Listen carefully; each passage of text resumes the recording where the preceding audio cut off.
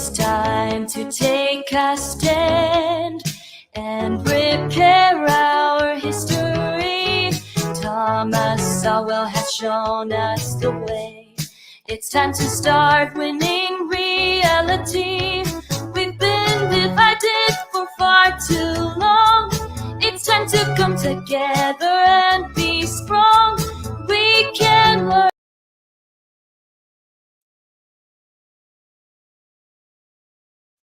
How's it going? Welcome. I yeeted my stream. I yeeted my hold on a second. I gotta echo here. My intro, because I was hearing an echo, and I'm like, I got too many.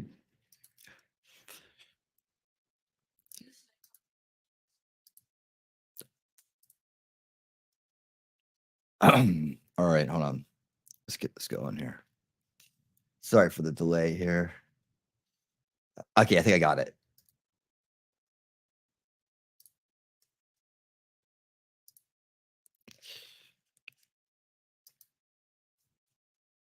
I don't know where it's coming from right now.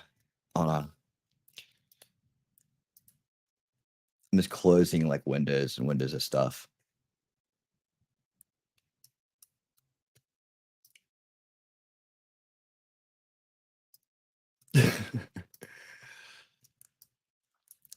Welcome, everybody. Hope you all are doing well.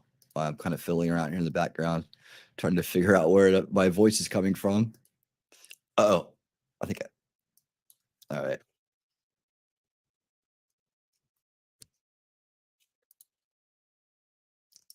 All right, I got it. Cool. All right, so hey, tonight, welcome to Repairing History, new series. Rough start there, but everything's going to be just fine here in a minute.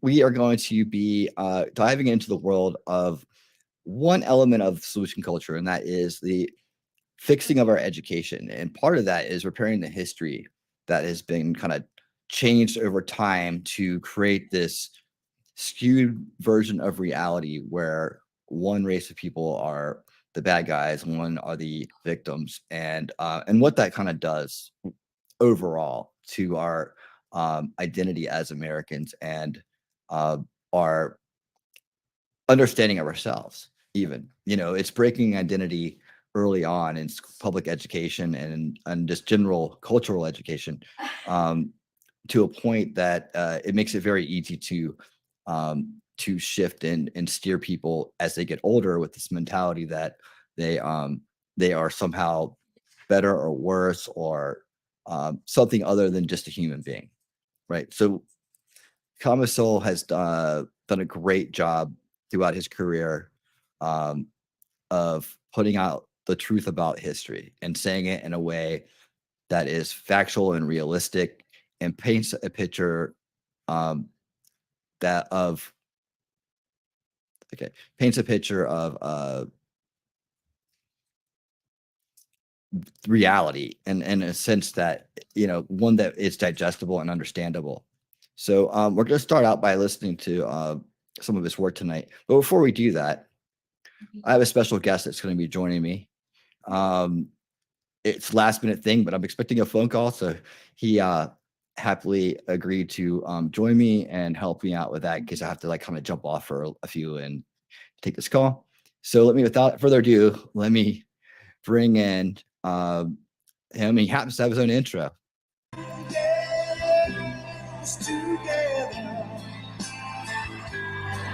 can hear that, right? Hold on, let me make sure I'm sharing this right because I don't feel like I'm getting heard. But yeah.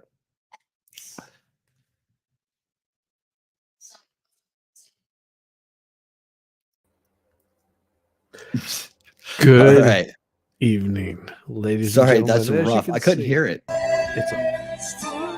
That's me right there. 100% bullshit. Can you hear it? I can't hear it on my side. Yes, I can hear it. Okay. There we go. That's what I look like with a beard, huh? Of course, I actually can sing much better than that. The big schwizzy snafu. Oh, dick. gosh, you guys are so wonderful.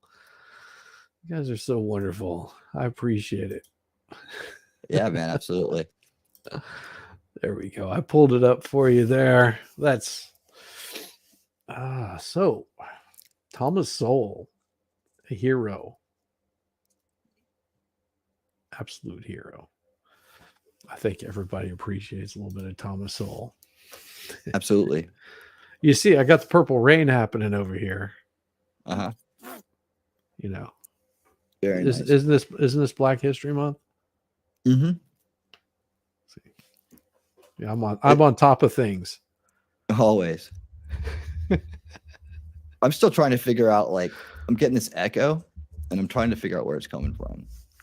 Everything was fine before I started messing with things. I cannot hear an echo. Can everybody else hear a echo? Hey, T3, how's it going? Cool. Hello. Frog hanging out. Peace out. I mean, say hi to the chat. Yeah, I'm still trying to figure out why I'm getting this this extra echo here on my end. I think I've closed every browser that's out there. Let me see. Let's make sure. Well, mine was acted really weird. I was getting an echo on top of an echo, and it was so I ended up just closing everything that I was sharing, and I think that cleared it up on my side, but I don't know. Let us know if you hear an echo. Hey, Madcore, how's it going, brother? Madcore mofo, as Cool Frog would say. Anyone interesting? Of course, talking chat. T3, I love you. You're so awesome. So who's the special guy? Is he going to be anyone interesting? That's what T3 is saying. Yes. That's awesome. I love it. I love it. Really, you missed this camera call earlier. It was so fun. Can't wait to do the streams. Oh, Madcore. That was hilarious. What I caught of it was so beautiful. How's your echo doing, Wendy? It's coming from within, but it's a little bit delayed. So let's see. I'm still working on it. I know that feeling. It does it every time. What am I drinking tonight? What am I drinking tonight? Whatever I can get my freaking hands on. Florida. I guarantee you that's what I'm drinking tonight. Bourbon, of course. Bourbon. I've got some beer here too. I will tell you. Now, only winning and I can get this kind of beer. It's 420. It's brewed in Alpharetta. 420. Everybody. Okay, that's nationwide now. No, it's not 420. It's only 8 minutes after 9. You still got a little bit of time. But this is something you can only get in Georgia that I know of. It's made by Jekyll Brewing. It's called Cooter Brown Ale. Cooter Brown Ale. So my wife actually picked this up, and I had some for lunch the other day, or dinner. I think it was dinner. I don't know. I don't remember. But I popped that thing open and took a little drink out of it, set it down, and it proceeded to explode all over the place. The dogs got pretty drunk off of it. Helped chill them out. You'll smoke to it that though.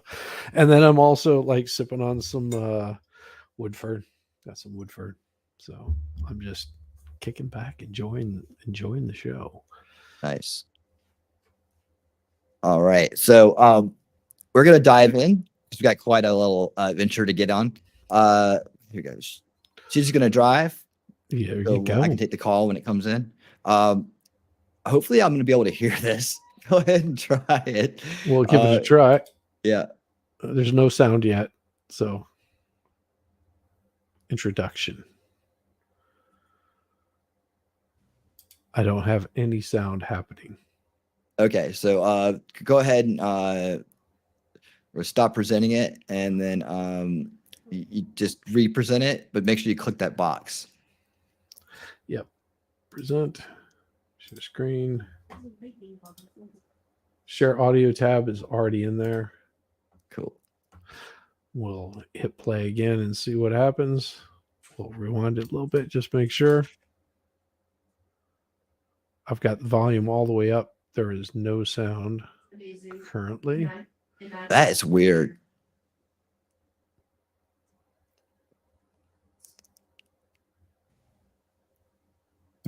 No sound. There we go. I heard it. Okay. I heard it. People are creating a There we go. So we do have sound.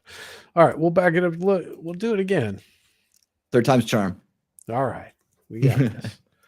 The origin of the Black culture and Ebonics. Introduction.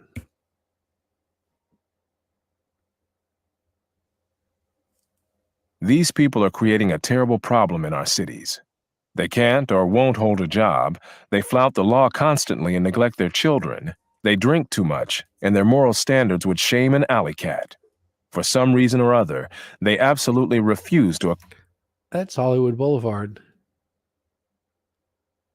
I There you know go. that. I know it's Hollywood Boulevard. You see all those stars running down the right-hand side, Oh yeah. and El Capitan is over there on the left. I know exactly where that's at. There you go. I've walked down that road myself. Yes.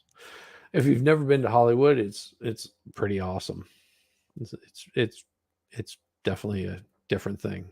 Accommodate themselves to any kind of decent, civilized life. This was said in 1956 in Indianapolis, not about blacks or other minorities, but about poor whites from the South. Nor was Indianapolis unique in this respect. A 1951 survey in Detroit found that white Southerners living there were considered undesirable by 21% of those surveyed, compared to 13% who ranked blacks the same way. In the late 1940s, a Chicago employer said frankly, "I told the guard at the plant gate to tell the hillbillies that there were no openings." When poor whites from the South moved into northern cities to work in war plants during the Second World War, occasionally a white Southerner would find that a flat or a furnished room had just been rented when the landlord heard his Southern accent. So anything to say on that? Because you're from Virginia, right? Yep. Originally. Virginia Oh, yeah. is like what they consider hillbillies. My Why grandparents were complete hillbillies that moved to Indiana. Oh wow. Yeah. So, this is whenever my wife actually started talking about studying this stuff, it was impressive. It was impressive that the insight that she had just from a linguistics perspective, Mhm. that sort of was like, oh, now I understand why my grandparents spoke the way that they did. So yep, makes sense. No, Yep, definitely. the You origin could hear of that redneck. accent More- all the way up to Richmond, by the way, Virginia. Usually when you get to Nova or Northern Virginia, it starts to kind of like go a little bit more northern, right? It starts to sound a little bit more like Maryland, a little bit more like Pennsylvania. And it kind of goes through down to Virginia Beach along the coast like that too. But then as you go inland, as you go more towards the mountains, you start to get that draw, Yeah. that southern accent. Hey, we got $5 from Talking Trash to Truth. Hit Hey, that T3. thumbs up, please. Thank you kindly. All right. Thank Thank you you. so much. Thanks. Thank you, T3. I hope you're doing well tonight. How many roads must a man walk down? More is involved here than a mere parallel between blacks and Southern whites. What is involved is a common subculture that goes back for centuries, which has encompassed everything from ways of talking to attitudes toward education, violence, and sex, and which originated not in the South, but in those parts of the British Isles from which white Southerners came. That culture long ago died out where it originated in Britain, while surviving in the American South. Then it largely died out among both white and black Southerners, while still surviving today in the poorest and worst of the urban black ghettos. It is not uncommon for a culture to survive longer where it is transplanted and to retain characteristics lost in its place of origin. You The can stop French right there. spoken in Quebec and the Spanish spoken in Mexico. I thought that was a great point to think about. That a culture can survive longer displaced than its place of origin. Yes. That was pretty impressive when I heard that. I was like, I was thinking to myself, you know, why has our dialects and such persisted for so long? And it never occurred to me that, you know, they would come from another place. So it's kind of wild making that connection. Well, the reason is it's the same way with speaking a foreign language. You sort of adapt to the area that you're in, and if you're, especially in the United States, because we're more migratory, constantly moving around to find either better work to provide for families, that it wouldn't be uncommon that we would carry some of that language to another area of the country and actually use that dialect or say certain things. And you know, you think about the Scots, you know, talking about like a healing coo, and people don't understand that, you know, they're talking about basically a Highland cow, but the way that they say it could be misinterpreted, but reinterpreted a different way. And then you would find people that, like in the northern areas, like Wisconsin, Minnesota, would instead of saying bag, they would say beg, or it's really weird the way that they say it, but it's noticeable dialect in a different part of the country. And you take those people and you separate them out into California, and it'll all of a sudden start coming up with these really odd dialects that end up becoming unique to themselves. Absolutely. Yeah, you know, this is the stuff that they don't teach you in school too. Like I would have found this interesting in school. Yes. You know, contain words and phrases that have long since become archaic in France and Spain. Regional German dialects persisted among Germans living in the United States after those dialects had begun to die out in Germany itself. A scholar specializing in the history of the South has likewise noted among white Southerners archaic word forms, while another scholar has pointed out the continued use in that region of terms that were familiar at the time of the first Queen Elizabeth. The card game whist is today played almost exclusively by blacks, especially low-income blacks, though in the 18th century it was played by the British upper classes and has since then evolved into bridge. The history of the evolution of this game is indicative of a much broader pattern of cultural evolution in much more weighty things. Southern whites not only spoke the English language in very different ways from whites in other regions. Their churches, their roads, their homes, their music, their education, their food, and their sex lives were all sharply different from those of other whites. The history of this redneck or cracker culture is more than a curiosity. It has...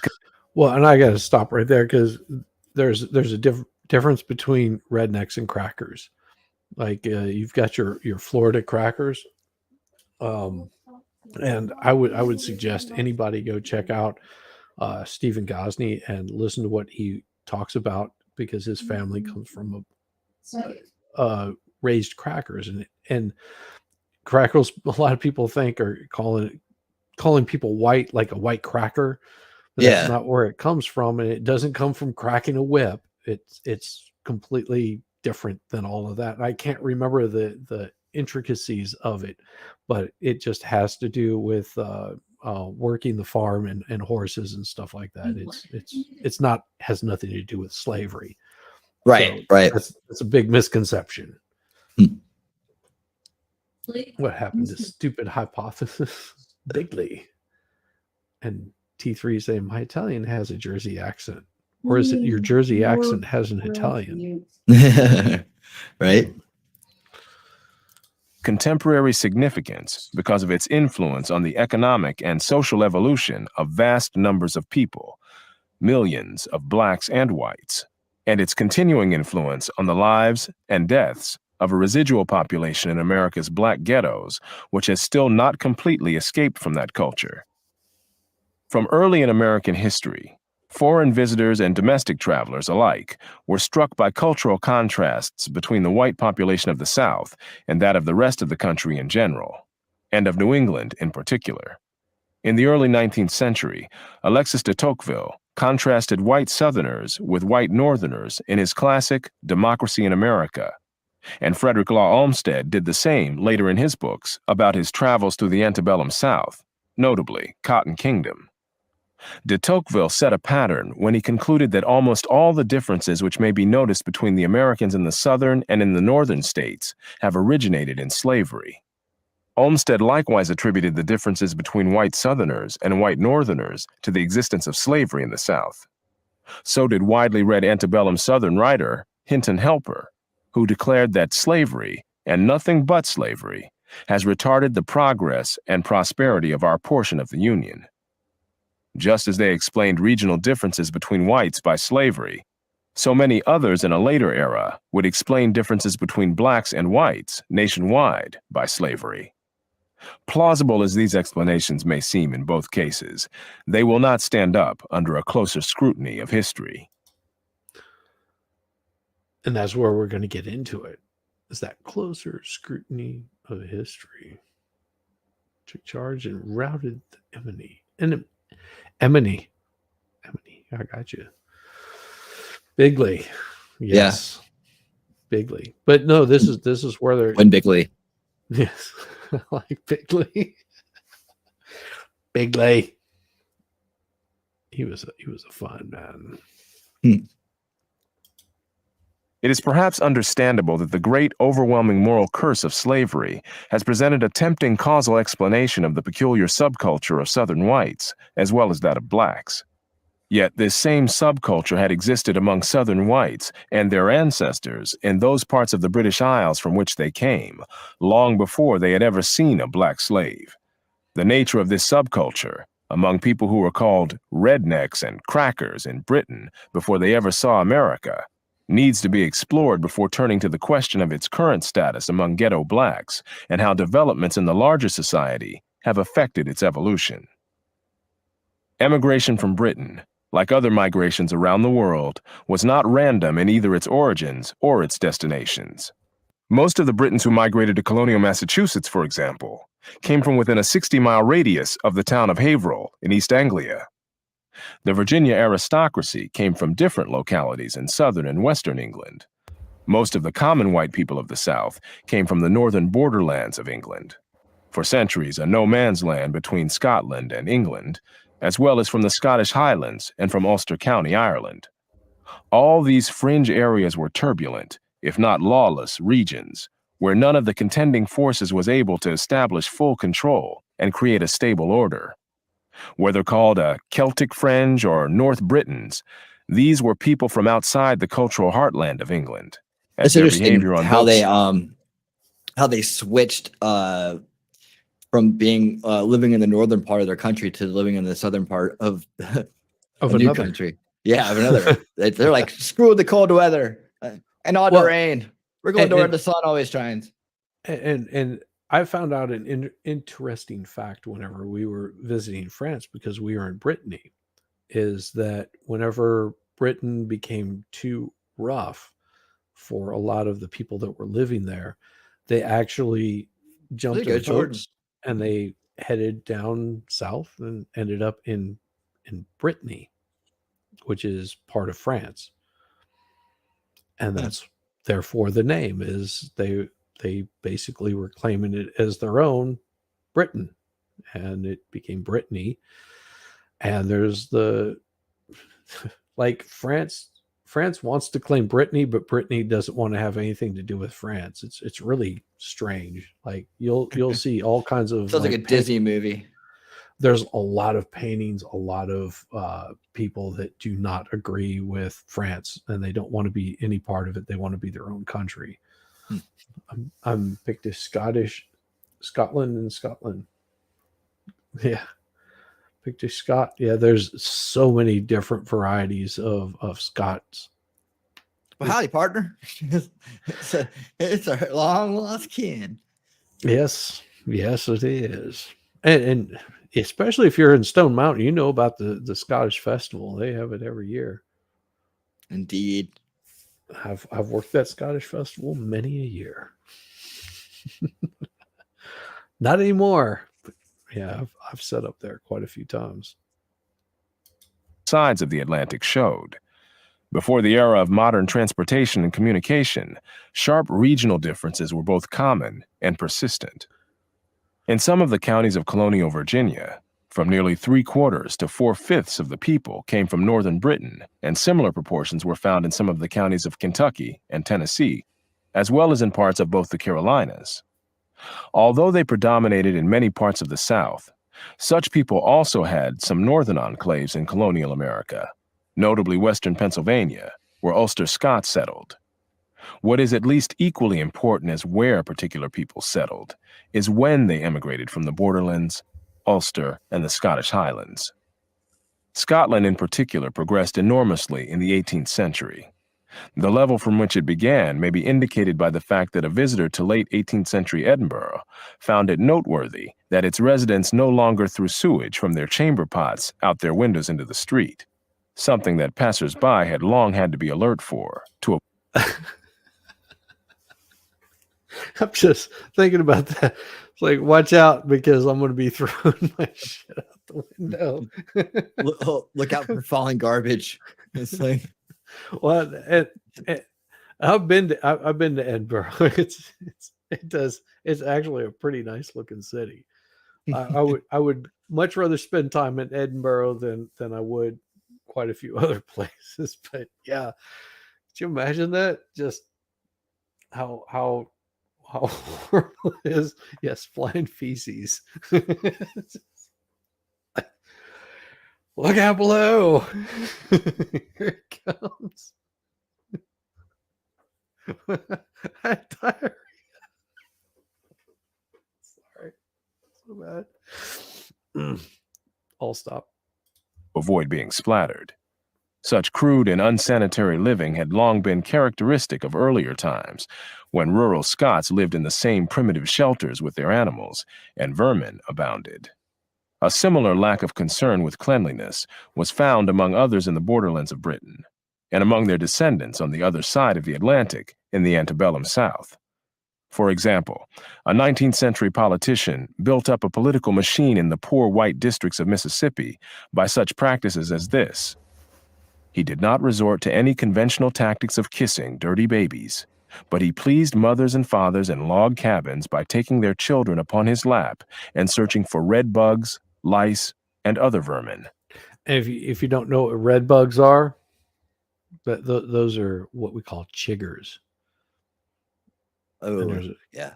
And there's a really quick, easy way to get rid of chiggers if you've never had them. you find out about them really quick. If you get chiggers, the best thing to use is nail polish. Just where they're at, you just put some nail polish on. Yep. It's perfect stuff. When you're walking under a ladder, you feel something splat. That's just horrible. T3. God. Jeez. In Edinburgh. Yeah, it's not Edinburgh.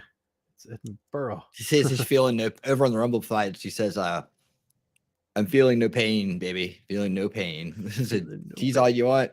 You both love my accent and bragging. I know where all this came from. We do love your accent. I find accents very interesting. I always get concerned with my wife because she picks up other people's accents. And I noticed it mostly when she had one of her friends over a couple weeks ago. Man, time flies. That she started, because this girl came in, I think she's from Kansas, and she would use this vocal fry. And I was like, oh, so annoying. Stop. And my wife, after spending the day with her, came back and was using this vocal fry. And I was like, okay, it'll go away whenever she leaves. And sure enough, after she left, my wife went back to her same boisterous voice that she always has. And I pointed it out to her, and she didn't even notice it. It's also my mother-in-law. She's from the Eastern Shore of Virginia, where she has a very distinct accent, and she went to college. And the whole time that she was in college, she worked on removing her accent entirely. And that's what I mean by by people, losing things as they go different places just to fit in, I guess, with the crowd that they're running with. Does that make sense?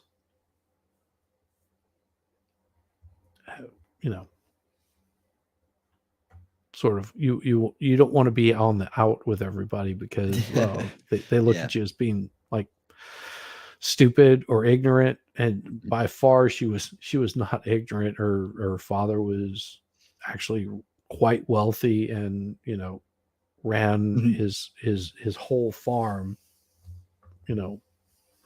doing potatoes. So she was of the upper crust. We should have her talk to Shelly every day and see if she'll like start hitting the yeah, right, Janice? Oh my God. You should start talking Jersey, and maybe Shelly will start talking Southern, because I can see Shelly being very successful with a Southern accent and style. I can hear the bless your hearts coming like over and over again. Oh, bless your heart. Well, and that's one thing that will happen. You won't notice it right away. Other people will still think that you have a Southern accent if you, and I'm just using this as an example. If Shelly were to live in Georgia for about 10 years, the people in New Jersey would think that she had a Southern accent, and the people that were in the South would think that she had a Jersey accent. And she wouldn't even, and she would not notice the difference. It just, because over a period of time, your certain terms that you use would start changing. And that, well, I mean, it'd be pretty obvious when she goes from "yous guys" to "y'all." Yeah. But she's saving a whole word there. Yeah, exactly. Exactly. We like to move a little slower down south. Yeah. So you use fewer words, and you can just draw them all out. Sure can. Sure can. Show no. Back in the British Isles, the life of the Scottish people was transformed dramatically from the masses to the elites as they advanced from being one of the least educated to one of the most educated peoples in Europe. However, what is significant here is that much of the migration to the American South occurred before these sweeping social transformations. This timing was crucial, as Professor Grady McWhiney has pointed out in his book, Cracker Culture. Wait, his name is Grady McWhiney? Cracker Culture. Cracker Culture. This is my book. It's called Cracker Culture. My name is Grady McWhiney. And I'll be telling you, this is how we ask. Sorry. Had the South been peopled by 19th century Scots, Welshmen, and Ulstermen, the course of Southern history would doubtless have been radically different. 19th century Scottish and Scotch-Irish immigrants did in fact fit quite comfortably into Northern American society. Significantly, the Irish, who retained their Celtic ways, did not. But only a trickle of the flood of 19th century immigrants came into the South. Pause for a second. The ancestors. I came across some additional material I've been watching on this topic, and I don't know if they pointed out here or not, but the whole idea of Scotch, Irish, and Irish is that the Scotch people didn't want to be confused with the Irish, so that's why they added that. If I'm remembering it correctly, they added the Scotch Irish to distinguish themselves from the Irish. I can't hear you, Shiz. Sorry. Yes, that is very important, because although they're coming from basically the same region, it's like the difference between Black Irish and Irish. No, because you're Black Irish does not mean that you're of darker skin. Right. Yeah. It's just same with like Black Dutch and so on. Mm-hmm. Just a different terminology. Posh, very posh. That's the effect of this type of our history has had on us, where we automatically have to explain that. Yes. It's a very American thing to do. Well, a lot of things are lost in that in speech. Mhm. You know, because of look, and I think the first time I noticed it was with this this guy. He was he owns a ranch in Mexico. But he left Mexico to come to the United States because Bush basically gave amnesty to everyone. He was like hardcore supporter of George Bush because of that. He actually brought all of his sons, but he had a ranch in Mexico with his wife and his mistress and his mistress's kids, and big farm. But he was of the upper crust in Mexico, and here he was working basically as a landscape crew dude in Georgia.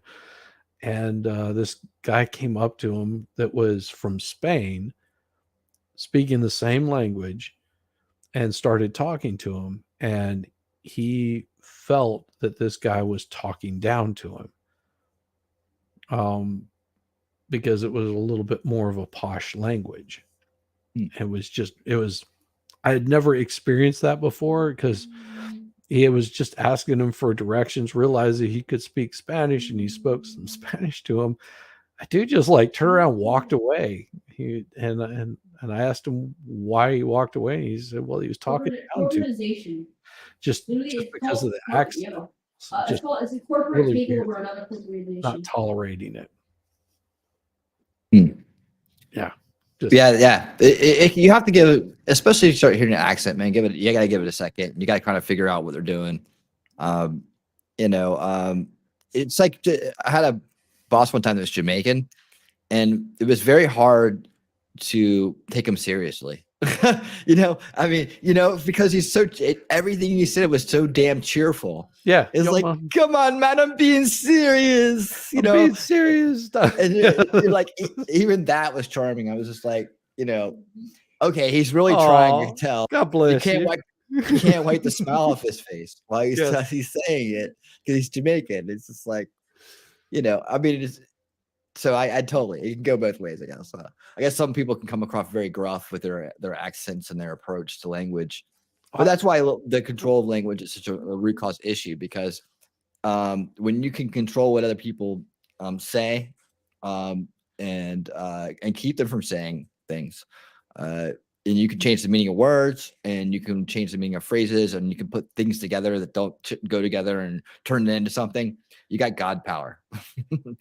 So you've seen the Valley Girl thing, right? Oh yeah. I love the song.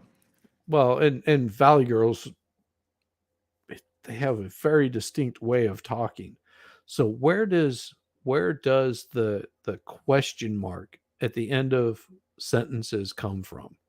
Because I noticed that more in the Midwest area where women talk like this. And they'll say things like, whenever they're stating a fact, they will say, and that upspeak, where everything that they say is a question. Where is that coming from? Because that just drives me nuts. Why are you gay? You're so awful, Snafu. Let's do it. Ancestors of the vast majority of Southerners arrived in America before the Anglicization of Scotland, Wales, and Ulster had advanced very far. In earlier centuries, Scotland was a poor and backward country, like Wales and Ireland, and like the turbulent northern borderlands of England, where the Scots and the English fought wars and committed atrocities against each other for centuries. Local feuding clans and freebooting marauders kept this region in an uproar, even when there were no military hostilities between the English and Scottish kingdoms. Ulster County had a different kind of turbulence, as the English and Scottish settlers there encountered the hostility and terrorist activities of the conquered, dispossessed, and embittered indigenous Irish population. These were the parts of Britain from which most people migrated to the American South, before the political and cultural unification of the British Isles or the standardization of the English language. The rednecks of these regions were what one social historian has called some of the most disorderly inhabitants of a deeply disordered land. In this world of impotent laws, daily dangers, and lives that could be snuffed out at any moment, the snatching at whatever fleeting pleasures presented themselves was at least understandable. Certainly prudence and long-range planning of one's life had no such payoff in this chaotic world as in more settled and orderly societies under the protection of effective laws. I just want to say that castle right there, I've been there. That's actually on Loch Ness. And Oh, wow. it was destroyed by the Scots. Yeah, I know that castle because I've been there. That's I don't remember the name of it, but they do tours there, and that's where they filmed some of Braveheart. Was around that castle. And the only reason I know that is because the Scots just destroyed it so the English couldn't use it. It's familiar. Sorry. Books, businesses, technology, and science were not the kinds of things likely to be promoted or admired in the world of the rednecks and crackers. Manliness and the forceful projection of that manliness to others, and advertising of one's willingness to fight. And the thistle, that you'll see a lot of these in Scotland. Like they cover the whole countryside. Those purple flowers, it's beautiful. It's absolutely beautiful. Sorry. The thistle, you can make a drink out of that, right? I don't know. I know that I saw quite a few of those as we were. Isn't it like a poison? Some kind of poison or something? I don't know. I think they're prickly. I think they'll definitely poke your finger. Yeah. Like thorny. Look at those little sticklers on there. Sorry. Yeah, I wouldn't want to fall into a bunch of those. Well, I mean, if you're wearing a kilt, does it matter? Probably. A milk even thistle. to put one's life on the milk thistle is good for the liver. I ain't milking that thing. It looks like someone else can do that job. Well, it could be. line, were at least plausible means of gaining whatever measure of security was possible in a lawless region and a violent time. The kinds of attitudes and cultural values produced by centuries of living under such conditions did not disappear very quickly, even when social evolution in North America slowly and almost imperceptibly created a new and different world with different objective prospects. Pattern among whites in the American South. Dun, dun, dun. What the rednecks, or crackers, brought with them across the ocean was a whole constellation of attitudes. Can you use that term values. interchangeably? You said that there was a difference. What, rednecks or crackers? Yeah. It's. We're Well, not talking about two different people here. Well, let's see. I always considered rednecks to be, more of the working class, because being out working in the field, the neck tends to turn red. Yeah. And That's sunny down here. Yeah, it's sunny. It's sunny, but they're saying that the redneck term came from overseas. I mean, which would make sense. I mean, I think people have been getting, sunburns or whatever with shirts on for a long time. So yeah, quite some time. It's probably that the people would use that term interchangeably, even if they have, slightly different meanings. But maybe one being upper class and one being working class. Yeah, like you would say blue collar. Blue collar would be your. There you go. That's a good way to think about it. So probably both. That makes sense. Okay, let's make it sure.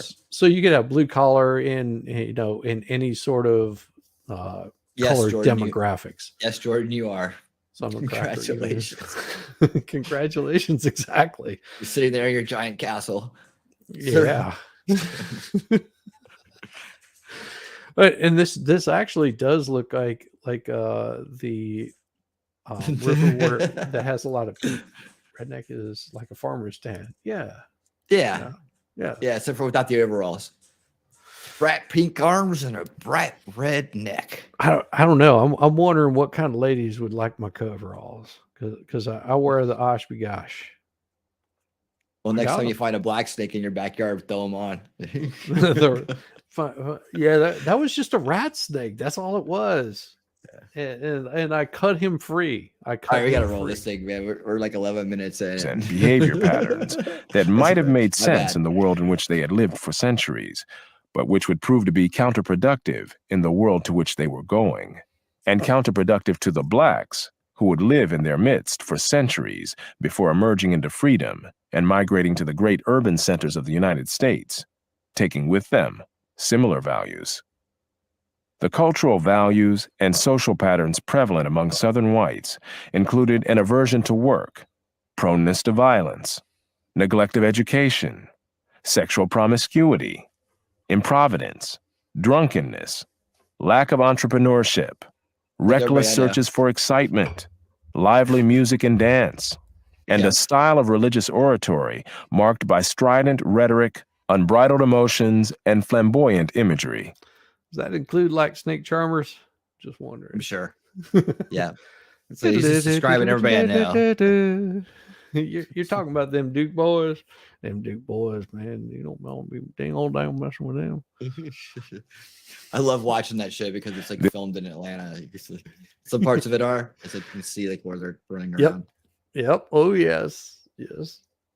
This oratorical style carried over into the political oratory of the region in both the Jim Crow era and the Civil Rights era, and has continued on into our own times among black politicians, preachers, and activists. Touchy pride, vanity, and boastful self-dramatization were also part of this redneck culture among people from regions of Britain where the civilization was the least developed. What? They Rednecks aren't like that at all. Self-restraint. No, man. They're not boastful. What you be talking about? We're not boastful at all, man. We I swear to God, that fish, he was at least 10 pounds. He was at least 10 pounds. Damn it, sons of bitches. You tell me I don't know a damn thing what I'm talking about. Shit. Olmsted said, after observing their descendants in the American antebellum South. While Professor Grady McWhiney's cracker culture is perhaps the most thorough historical... That's a great name. I'm telling you, man, if I was Grady McWhiney, I would be Grady right. McWhiney. If my Is name that was you Grady, whining over there? and just think, his first name was Grady. I've known a few Gradys. It is a very Southern name. Grady McWhiney. Just imagine that. What else? What other kind of book are you going to write? Cracker culture? Shit. There you go. Sorry. Historical study of the values and behavioral patterns of white Southerners. Many other scholarly studies have turned up very similar patterns, even when they differed in some ways as to the causes. Professor David Hackett Fisher's Albion Seed, for example, challenges the Celtic connection thesis put forth by Professor McWhiney, but shows many of the same cultural patterns among the same people, both in Britain and in the Americas. See, that would be my grandpa right there. Right Yeah. there. That fiddle I would have player. been on the guitar, but yeah.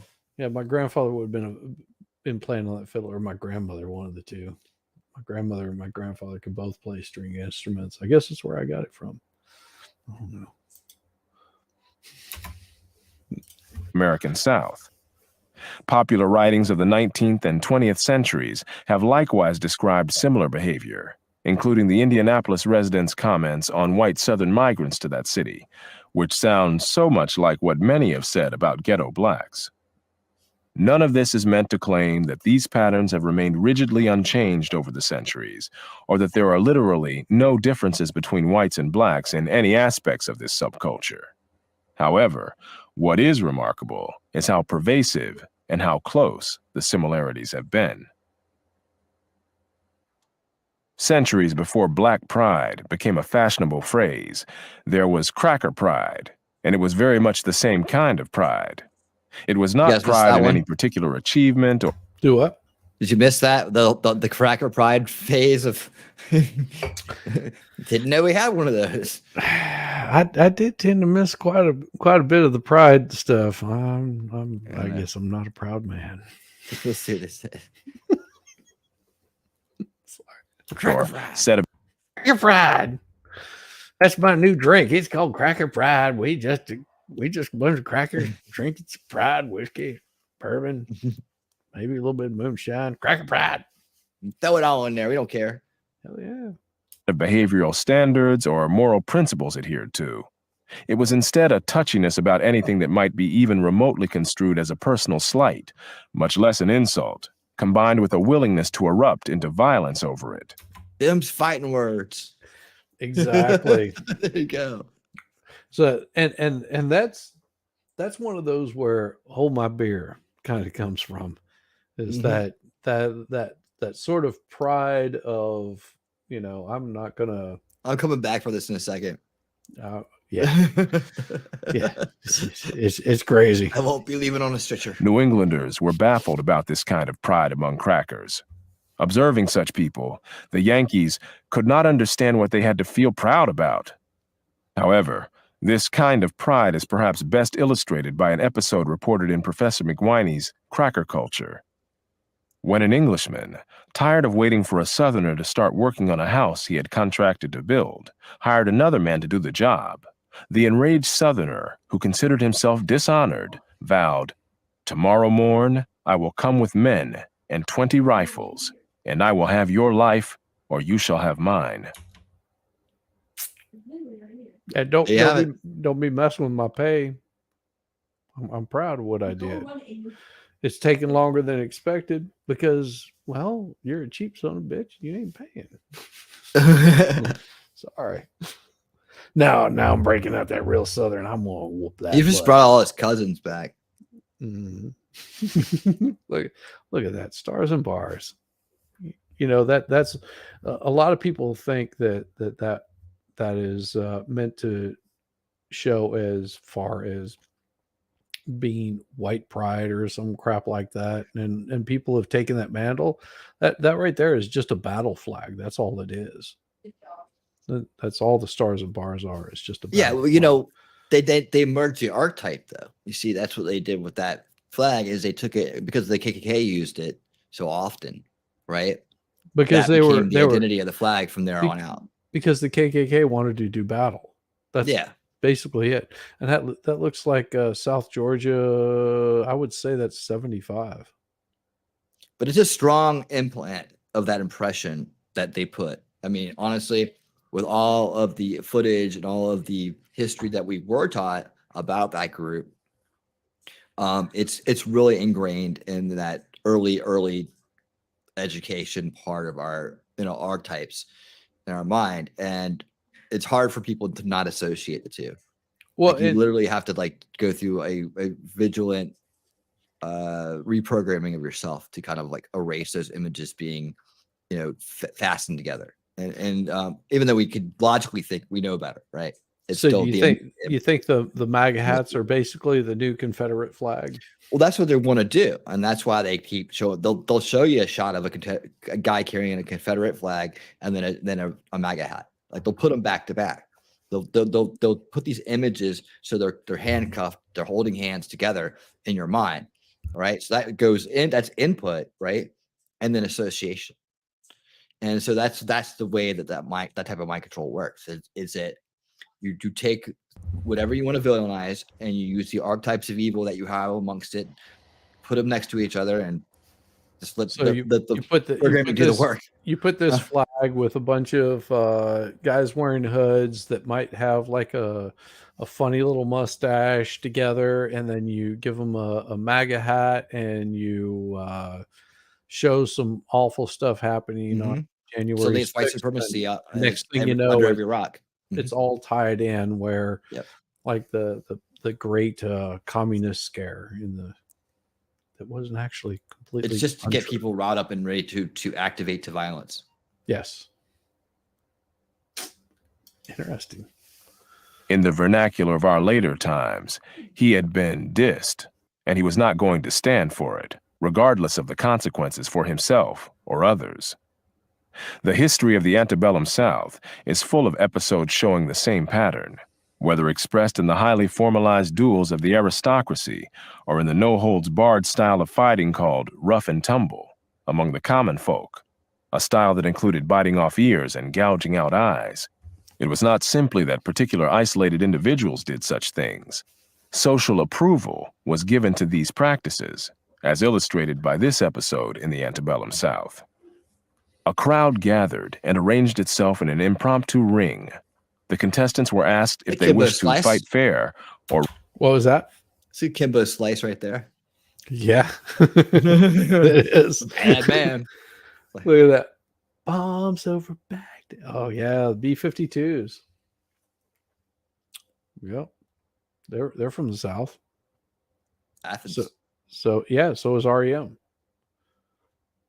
Heading down the Atlanta highway. Oh man. And Love Shack, baby. yes.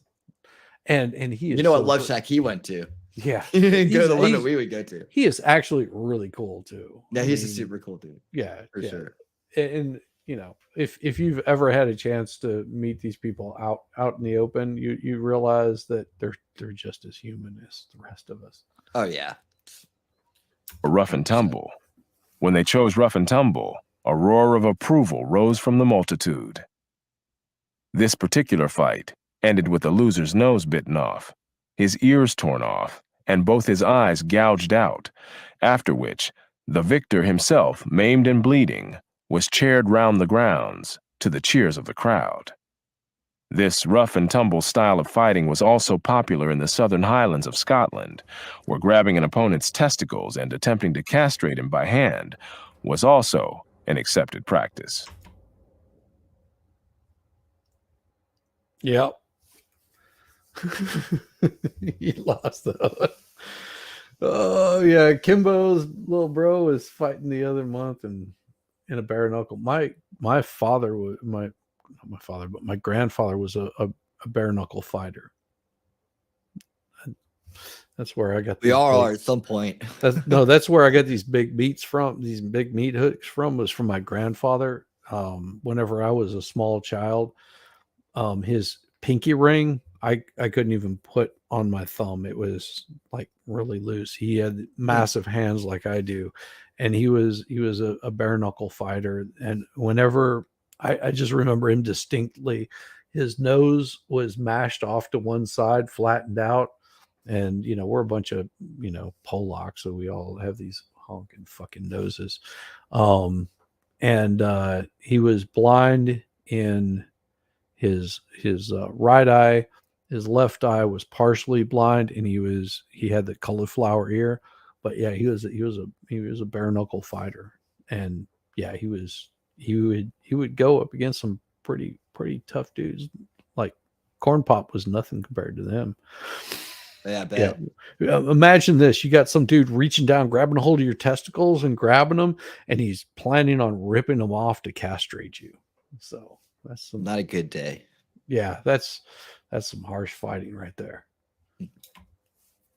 Scottish Highlanders were, in centuries past, part of the Celtic fringe, or North Britons, outside the orbit of English culture, not only as it existed in England, but also in the Scottish lowlands.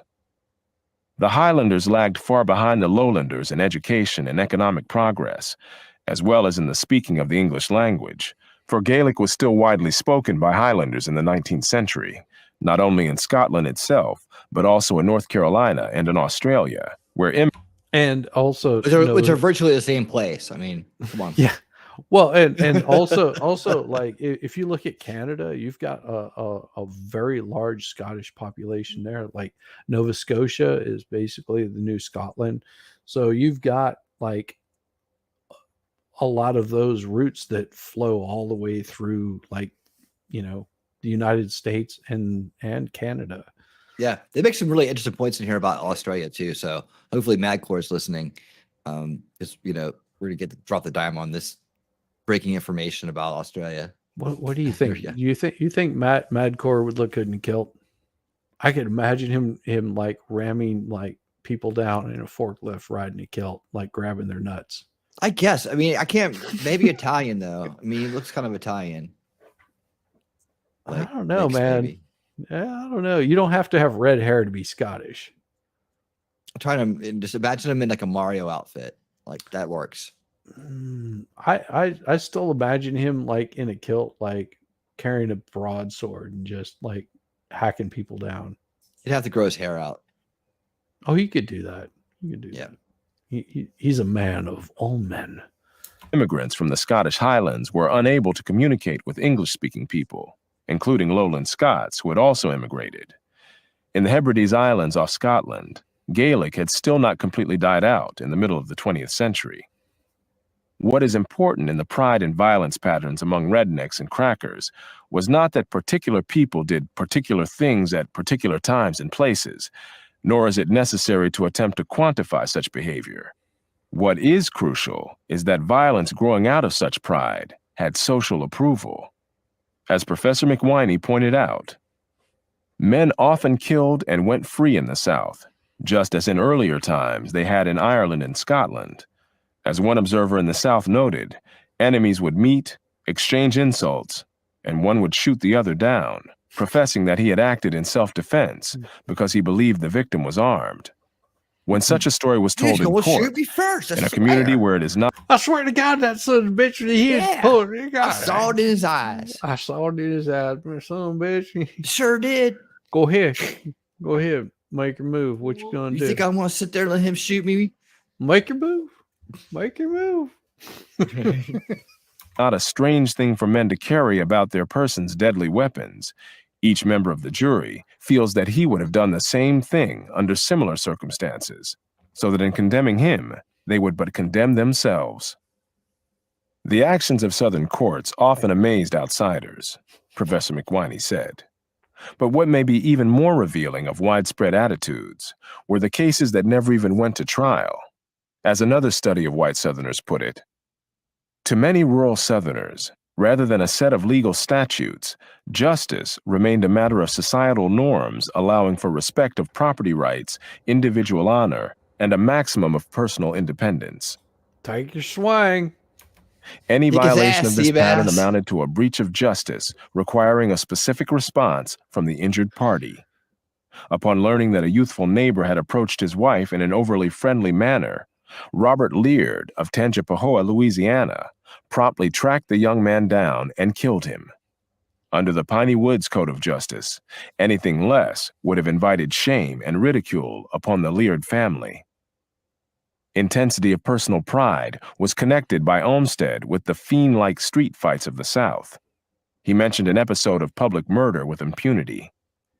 A gentleman of veracity, now living in the South, told me that among his friends he had once numbered 2 young men who were themselves intimate friends, till one of them, taking offense at some foolish words uttered by the other, challenges him. A large crowd assembled to see the duel, which took place on a piece of prairie ground.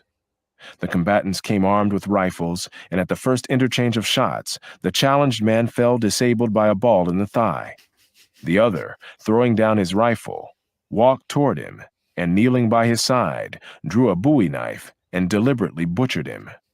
The crowd of bystanders not only permitted this, but the execrable assassin still lives in the community, has since married, and, as far as my informant could judge, his social position has been rather advanced than otherwise, He's from the thus mayor. dealing with his enemy. Because you don't want to go messing with it. You don't want to go messing with Chucky over there, and Chucky's going to take a swing. Right? Yeah, I mean, it's sort of the bad man on the block. You know, the guy that everyone's like, "Oh, damn, respect, dude. He ain't playing. He's a pretty damn good shot." Not only did he shoot him, but you know, he took a hit and then he went over there and he like skinned him like a cat. I mean, I'll have to remember the name of this guy, right? There was a story about this guy in a small southern town. I believe it was a small southern town, but that was such a menace, but such a unstoppable force that the town actually had to conspire to murder him to get rid of him. Like, I have to find that. No, it's actually really good. Yes. Like, they literally surrounded his truck with shotguns and rifles. Got it, walked over, got his wife out of it, who went gladly, right? Took her away, and then they just unloaded. Because like they literally couldn't do anything about this dude. Like he would just take whatever he wanted to, do whatever he wanted to, and he was just there was just no way to contain him. That was the last resort. So I mean, justice got served. yes. Yeah. What is his name? Roscoe Pete Coltrane. Roscoe wishes he was a badass like that guy. Again, what is important here is not the isolated incident itself, but the set of social attitudes which allowed such incidents to take place publicly with impunity. Well, and I think that whenever you this. see, yeah, is there a reason? Yes, of course. Yeah, we're experts. Dang it. Yes. Oh, damn it. Expertise. There's a little thing that we do here down in the South is whenever we get a new ball cap, we take 22s and we try to shoot the little beanie off the top of the ball cap as a sign of who's better shot. Yep. No, there's a true story about that. No, and think about this: if you were to in this battle, which side do you think you would rather have fighting for you? The organized, well greased group on the right that's works in unison, or the group that's on the left that fights like guerrillas? That I'm not talking about like racist shit. I'm talking about like guerrilla warfare, where they come sneaking out of the trees in the middle of the night, that you're celebrating Christmas dinner with the rest of your comrades, and they come sneaking out of the woods and kill half your troops. Which side would you rather be on? Because this is how America was won. It wasn't won by a group that was willing to march in lockstep constantly. It was won by the groups that were the outset, that were battling on the fringes, taking out the weakness. Just saying. Let's rate you beer for the next 5 hours. No, we won't. Damn it. Shh. The killer knowing in advance that what he was doing had community approval. Moreover, such attitudes went back for centuries on both sides of the Atlantic, at least among the particular people concerned. During the era when dueling became a pattern among upper-class Americans, between the Revolutionary War and the Civil War, it was particularly prevalent in the South. As a social history of the United States noted, of Southern statesmen who rose to prominence after 1790, hardly one can be mentioned who was not involved in a duel. Editors of Southern newspapers became involved in duels so often that cartoonists depicted them with a pen in one hand and a dueling pistol in the other. Most duels arose not over substantive issues, but over words considered insulting. At lower social levels, Southern feuds such as that between the Hatfields and the McCoys, which began in a dispute over a pig and ultimately claimed more than 20 lives. That would really suck, over a pig. But right. Look, you take it a little too far. Yeah. I mean, yeah. The Hatfield and McCoys, right? It's like, yeah. I mean, look at you got a 5-year-old girl. It looks like she's carrying a 357 over there. Well, I know, yeah. She is just ready to go. I'll shoot her too. Now think about this, because a lot of people don't consider this. To pose for this picture, they actually had to stand still for about, what is it, like 2.5, 3 minutes? Yeah. Because they open up the shutter so the whole thing images there. That's why a lot of those pictures end up being blurry. So these people had to stand in this particular pose for a long period of time. That's why you see like this little blur over here to the side. That's probably where the baby like ran her head over to her mom and stuff. Yeah. And it all gets captured on that plate. Yeah. So to strike this pose, Madonna ain't got shit on these motherfuckers. Right. Hey, I would like to see like the after the picture moment where like they're all like, it's like, I'm out of here. Drink. Damn, I'm standing there, my feet hurting.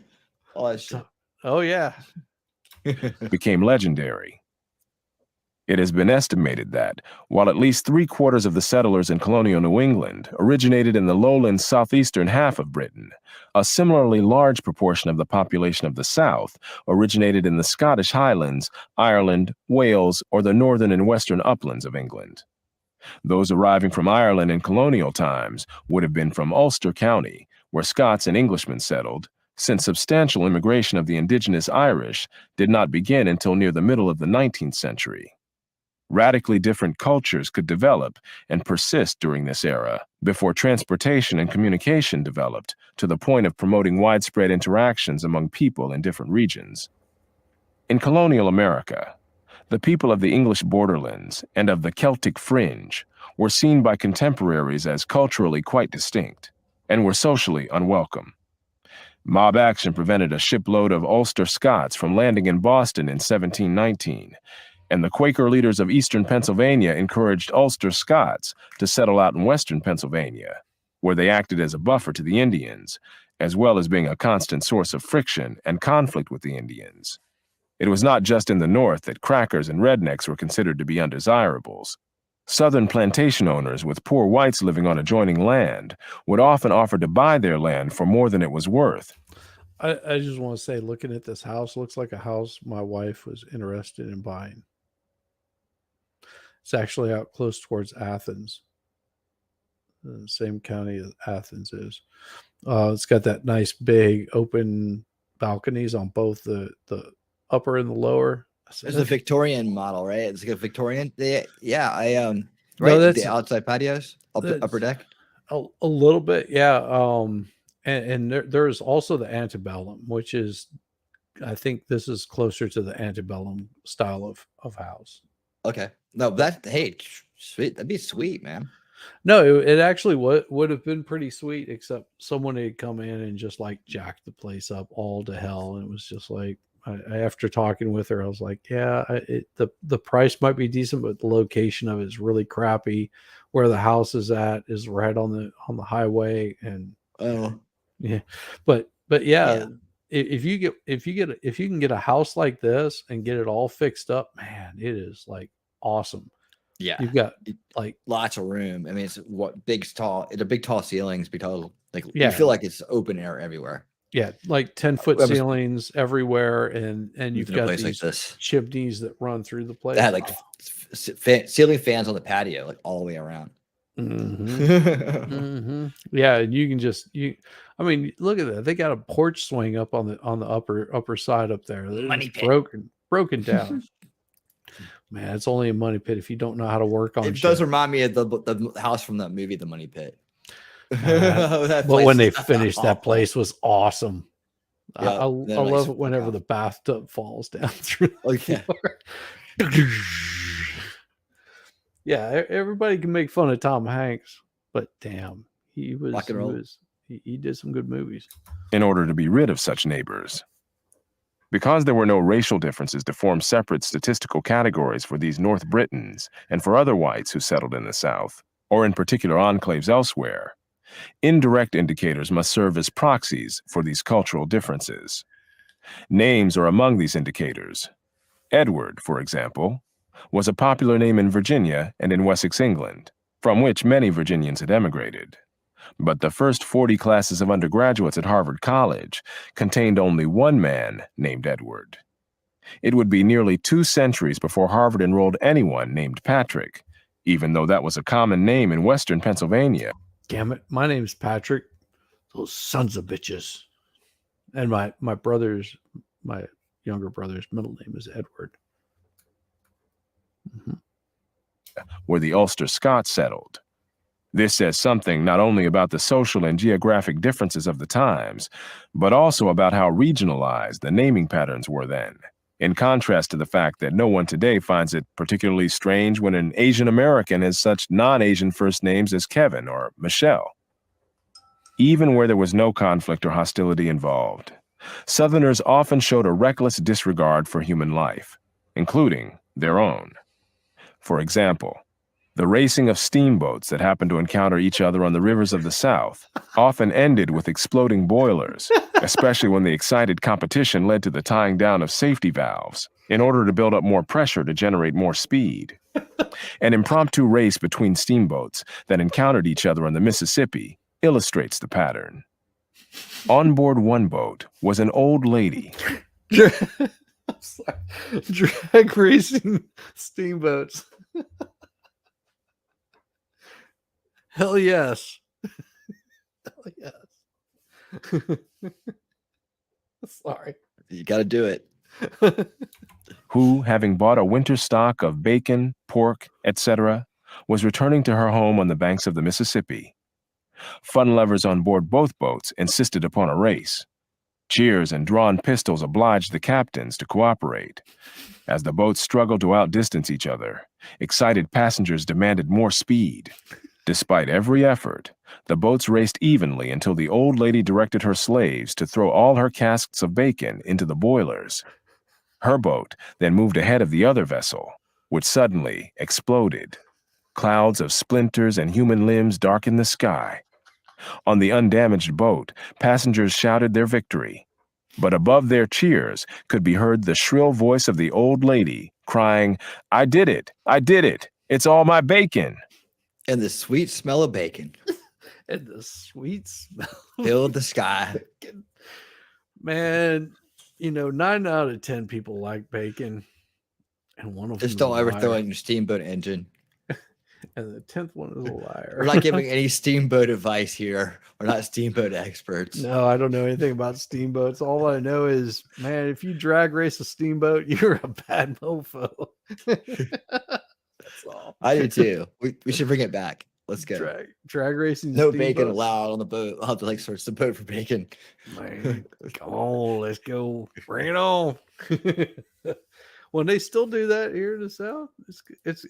It's called drag racing. On the Mississippi and other western rivers of the United States as it existed in the early 19th century, it has been estimated that 30% of all the steamboats were lost in accidents. Part of this may have been due to deficiencies in the early steamboats themselves, but much of it was due to the recklessness with which they were operated on southern rivers. The comments of a fireman on a Mississippi steamboat of that era may suggest why a river voyage was considered more dangerous than crossing the Atlantic, at a time when sinkings in the Atlantic were by no means rare. Talk about northern steamers, the fireman of a Mississippi steamboat sneered to an Eastern traveler in 1844. You don't need no spunk to navigate them waters. You ain't bust a boiler in 5 years. But I tell you, stranger, it takes a man to ride one of these half-alligator boats, head on a snag, high pressures, valve soldered down, 600 souls on board, and in danger of going to the devil. Well, in case you folks didn't understand that shit, he was saying it takes a hell of a lot more than your bullshit. Your little prim and proper want to just cruise along. Say we got places to be. That's all he's saying. This is Pulaski right there. Yep. I love it. This was no mere idle talk.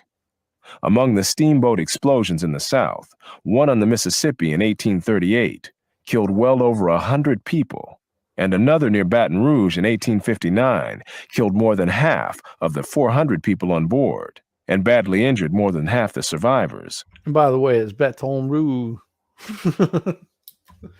Southerners were just as reckless on land, whether in escapades undertaken for the excitement of the moment or in the many fights and deaths resulting from some insult or slight among people touchy about their honor and dignity. Again, all of this went back to a way of life in the turbulent regions of Britain from which white Southerners came. Nor is it hard to recognize in these attitudes clear parallels to the behavior and attitudes of ghetto gangs today. That look familiar? No. You've never seen that before? I mean, is it some kind of gang sign? It's Bloods. Okay. Oh, yeah. So if you look, you got your B, you got your Yeah. L, you got your O, you got your O, you got your D. Blood. Okay. Yeah. The pinky was throwing me off. Yeah. Who kill over a look or a word or any action that can be construed as dissing them. Pride had yet another side to it. Among the definitions of a cracker in the Oxford Dictionary is a braggart, one who talks trash in today's vernacular. A wisecracker. More than mere wisecracks were involved, however.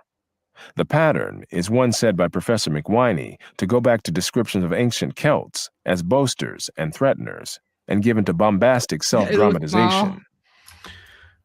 Hell yeah!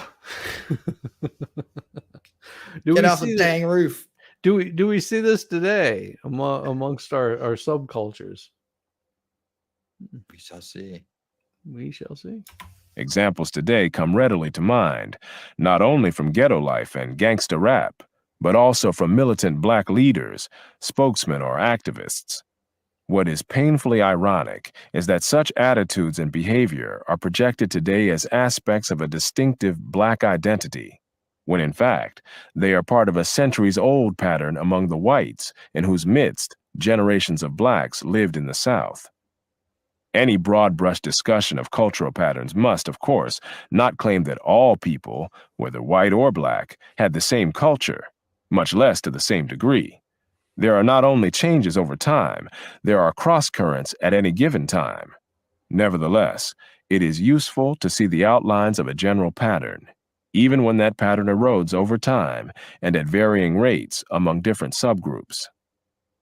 The violence for which white Southerners became most lastingly notorious was lynching.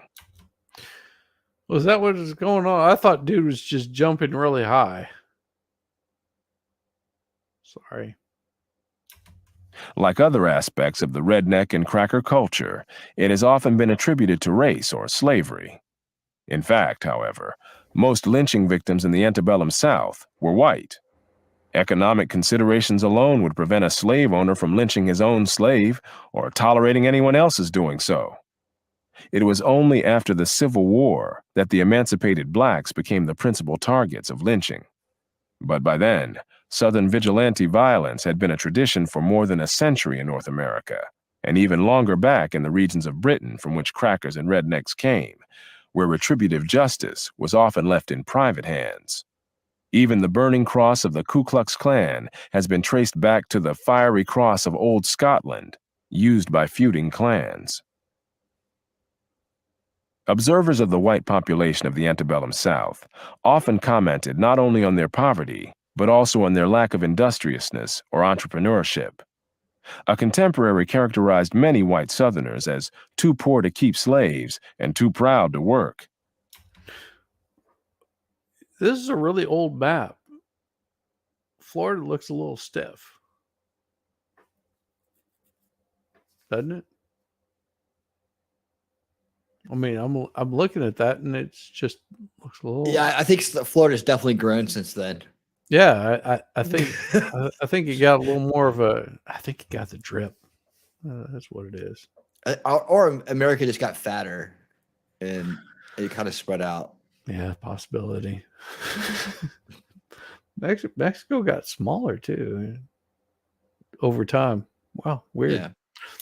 A landmark history of agriculture in the antebellum South described the poor whites this way. They cultivated in a casual and careless fashion small patches of corn or rice, sweet potatoes, cowpeas, and garden products.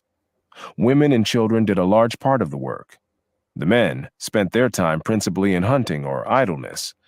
The men were inveterate drunkards, and sometimes the women joined them in drinking inferior whiskey. Licentiousness was prevalent among them. Among their equals, the men were quarrelsome and inclined to crimes of violence. The poor whites were densely ignorant. Their labors tended to be intermittent, often when they were pressed for money rather than a steady employment career. Frederick Law Olmsted called it lazy poverty, with whatever work they did being done in a thoughtless manner. Summarizing his observations in the antebellum South, Olmsted said, "I know that while men seldom want an abundance of coarse food in the cotton states, the proportion of the free white men who live as well in any aspect as our working classes in the North, on an average, is small, and that the citizens of the cotton states, as a whole, are poor. They work little, and that little, badly. They earn little, they sell little, they buy little, and they have little, very little, of the common comforts and consolations of civilized life. Their destitution is not material only, it is intellectual, and it is moral." When Olmsted found work done efficiently, promptly, and well during his travels through the South, when he found well-run businesses, good libraries, impressive churches, and efficiently functioning institutions in general, he almost invariably found them to be run by Northerners, foreigners, or Jews. Nor was he the only visiting observer to reach such conclusions. Another observed that nearly all of the Old South's successful storekeepers were either Yankees or Yankee-trained Southerners. A French visitor said that when you saw a plantation in better condition than others, you would often discover that it was owned by someone from the North. A history of Southern agriculture presented this picture of North Carolina in the early 18th century. Many of the inhabitants were rough borderers who lived a crude, half-savage existence. Some were herdsmen, dependent mainly on the product of the range and under the necessity of eating meat without bread. There were also many thriftless and lazy families who had been attracted to the country by the mild climate and the ease with which a bare livelihood could be obtained by hunting and fishing, raising a little corn and keeping a few head of swine, and possibly... Man, this dude's harsh. just saying. Just like, you some lazy motherfuckers. That's all you said. Oh, damn. It's like, oh, so you're down there south. You just fish all day. Don't pay no attention. That's for sure.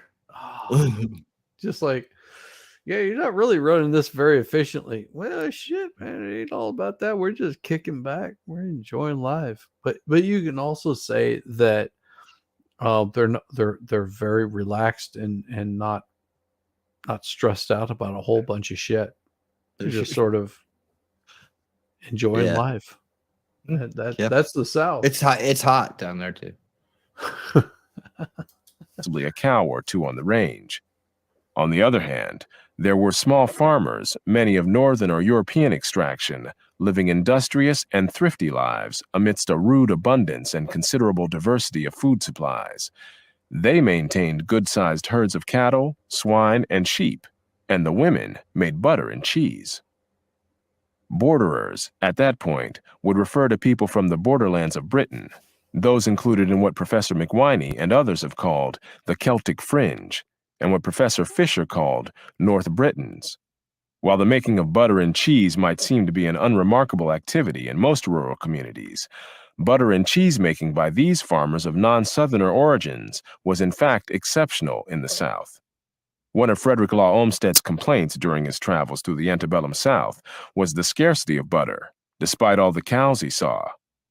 Even among plantation owners, he said, as for butter, some have heard of it, some have seen it, but few have eaten it. Hard data support his conclusions about the scarcity of butter in the antebellum South, despite an abundance of cows. In 1860, the South had 40% of all the dairy cows in the country, but produced just 20% of the butter and only 1% of the cheese. As a study of antebellum Southern agriculture noted, attempts to stimulate greater attention to commercial production were futile, and even the bluegrass regions imported a large proportion of the cheese consumed. The study concluded, in short, while the South abounded in cattle, the reported production of dairy products was very small. A table based on census statistics shows that some of the southern states, such as Texas and Florida, had far more cattle per capita than important dairy states like Vermont and New York. And in most of the southern states, cattle per capita were nearly or quite as numerous as in the northern states. Yet the production of butter and cheese per capita in most of the southern states was insignificant as compared with per capita production in the principal northeastern states. Well, it sounds to me like snafu. Sounds like people don't care for butter. No, it wasn't that they didn't care for butter, because they would probably more than likely use that as a beef product and not for milking cattle, because it ends up being more cost efficient. So, hey, real quick, what is the just in case everybody here doesn't know, what's the they keep using the word that you used it earlier for the house description, Alabama? Antebellum. Antebellum, yeah. I don't know what the terminology means, but it's it would be a period of time. I can look it up, but I was going to say I can just look it up. And antebellum is very specific for Southern, but it's I'm looking at this and it's just like think about this. In the north, if you go up to like Maine, they put butter on everything. They put butter on their steaks. They put butter on their lobster. They put butter on everything. In the south, they tend to use more of like the raw milk, like straight up raw milk. Use the cream, and they don't tend to churn it to make butter, to make cheeses. It's just a different way. Gone with the wind theme. Seasoning. Yeah. I mean, first time I ever got a steak in Maine, I was with my wife, ordered this steak, comes out like looking great, and there's this big slab of something on top of it. I'm thinking it's like some sour cream, and I sort of put it off to the side. I ate my steak, and I was like, oh, I wonder what the sour cream is for. Oh yeah, it was a big slab of butter. Talk about stopping your heart. She'd milk that story. You guys are awful. A speaker before an agricultural society in Orange County, North Carolina said, "It is a reproach to us as farmers, and no little deduction from our wealth, that we suffer the population of our towns and villages to supply themselves with butter from another Orange County in New York." In colonial times, butter was imported from as far away as Ireland. Where butter was not imported, it was often produced locally by people of non-Southern origins. The healing cues make great butter. Just saying. As a scholarly history of Southern agriculture reported, in 1858, the dairies producing whole milk for the city of Louisville, Kentucky, were described as probably as well conducted as any in the country, but almost without exception, managed by Swiss or German operatives. Meanwhile, a newspaper in South Carolina said in 1857, "Good butter is indeed a luxury to almost every planter in the southern country, and there is, perhaps, no one article of food that is more eagerly sought after."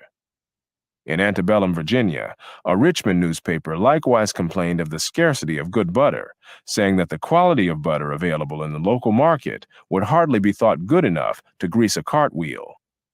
When considering legislation to try to remedy the situation, a member of the Virginia legislature attributed the poor quality of that state's butter to the carelessness with which Virginia farmers prepared it. One reason for the contrast between the abundance of butter and cheese produced by German farmers in states like Wisconsin, for example, and the scarcity of butter and cheese in the South was that German farmers, wherever they were located, tended to build fences and huge barns for their livestock, and to feed them there during the winter. Southerners more often let their cows and hogs roam freely during the winter, even though this meant that in the spring they turned up half-starved, and it took the summer for them to put on normal weight. This, too, was a continuation of patterns found among their ancestors in the British Isles, and was part of a more general pattern of carelessness. Many other observers noticed the broken fences and the stunted cattle running at large, unfed and unprotected. Their manure was put to no use. Artificial pasture long remained a rarity, and few farmers stored feed for the winter. In Virginia, a French traveler of the late 17th century saw poor beasts of a morning all covered with snow and trembling with the cold, but no forage was provided for them. They eat the bark of the trees because the grass was covered. Wild animals, wolves, bears, and savage dogs attacked the helpless cattle and made the raising of sheep difficult. Germans were better able than Southerners to milk their cows regularly and prepare dairy products, while cows owned by Southerners were more likely to run dry after calves were weaned. A contemporary observer said that even Southern farmers with many cows will not give themselves the trouble of milking more than will maintain their family. As late as the 1930s, a scholar studying the geography and economy of the South wrote, "The close attention to duty, the habits of steady, skillful routine accepted by butterfat producers of Wisconsin as a matter of fact, are traits not yet present in Southern culture."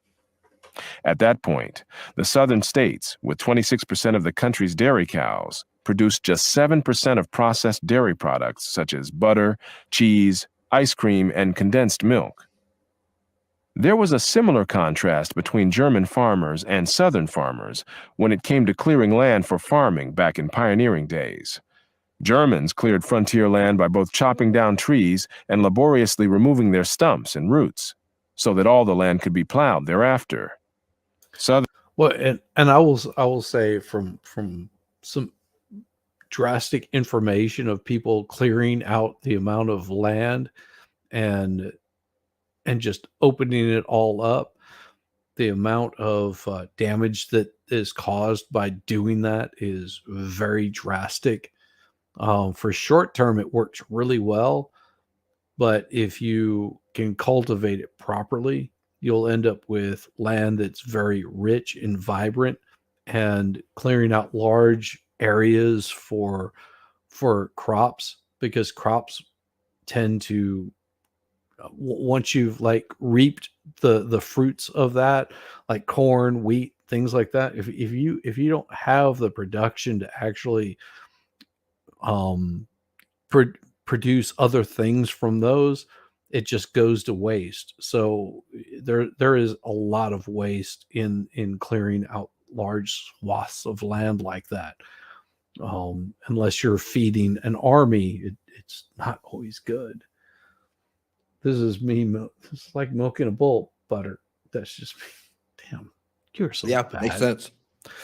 Well, and there's a guy that was up north that had immigrated from, I think, Canada. He was one of the last people that were on Amwar, which is government land now.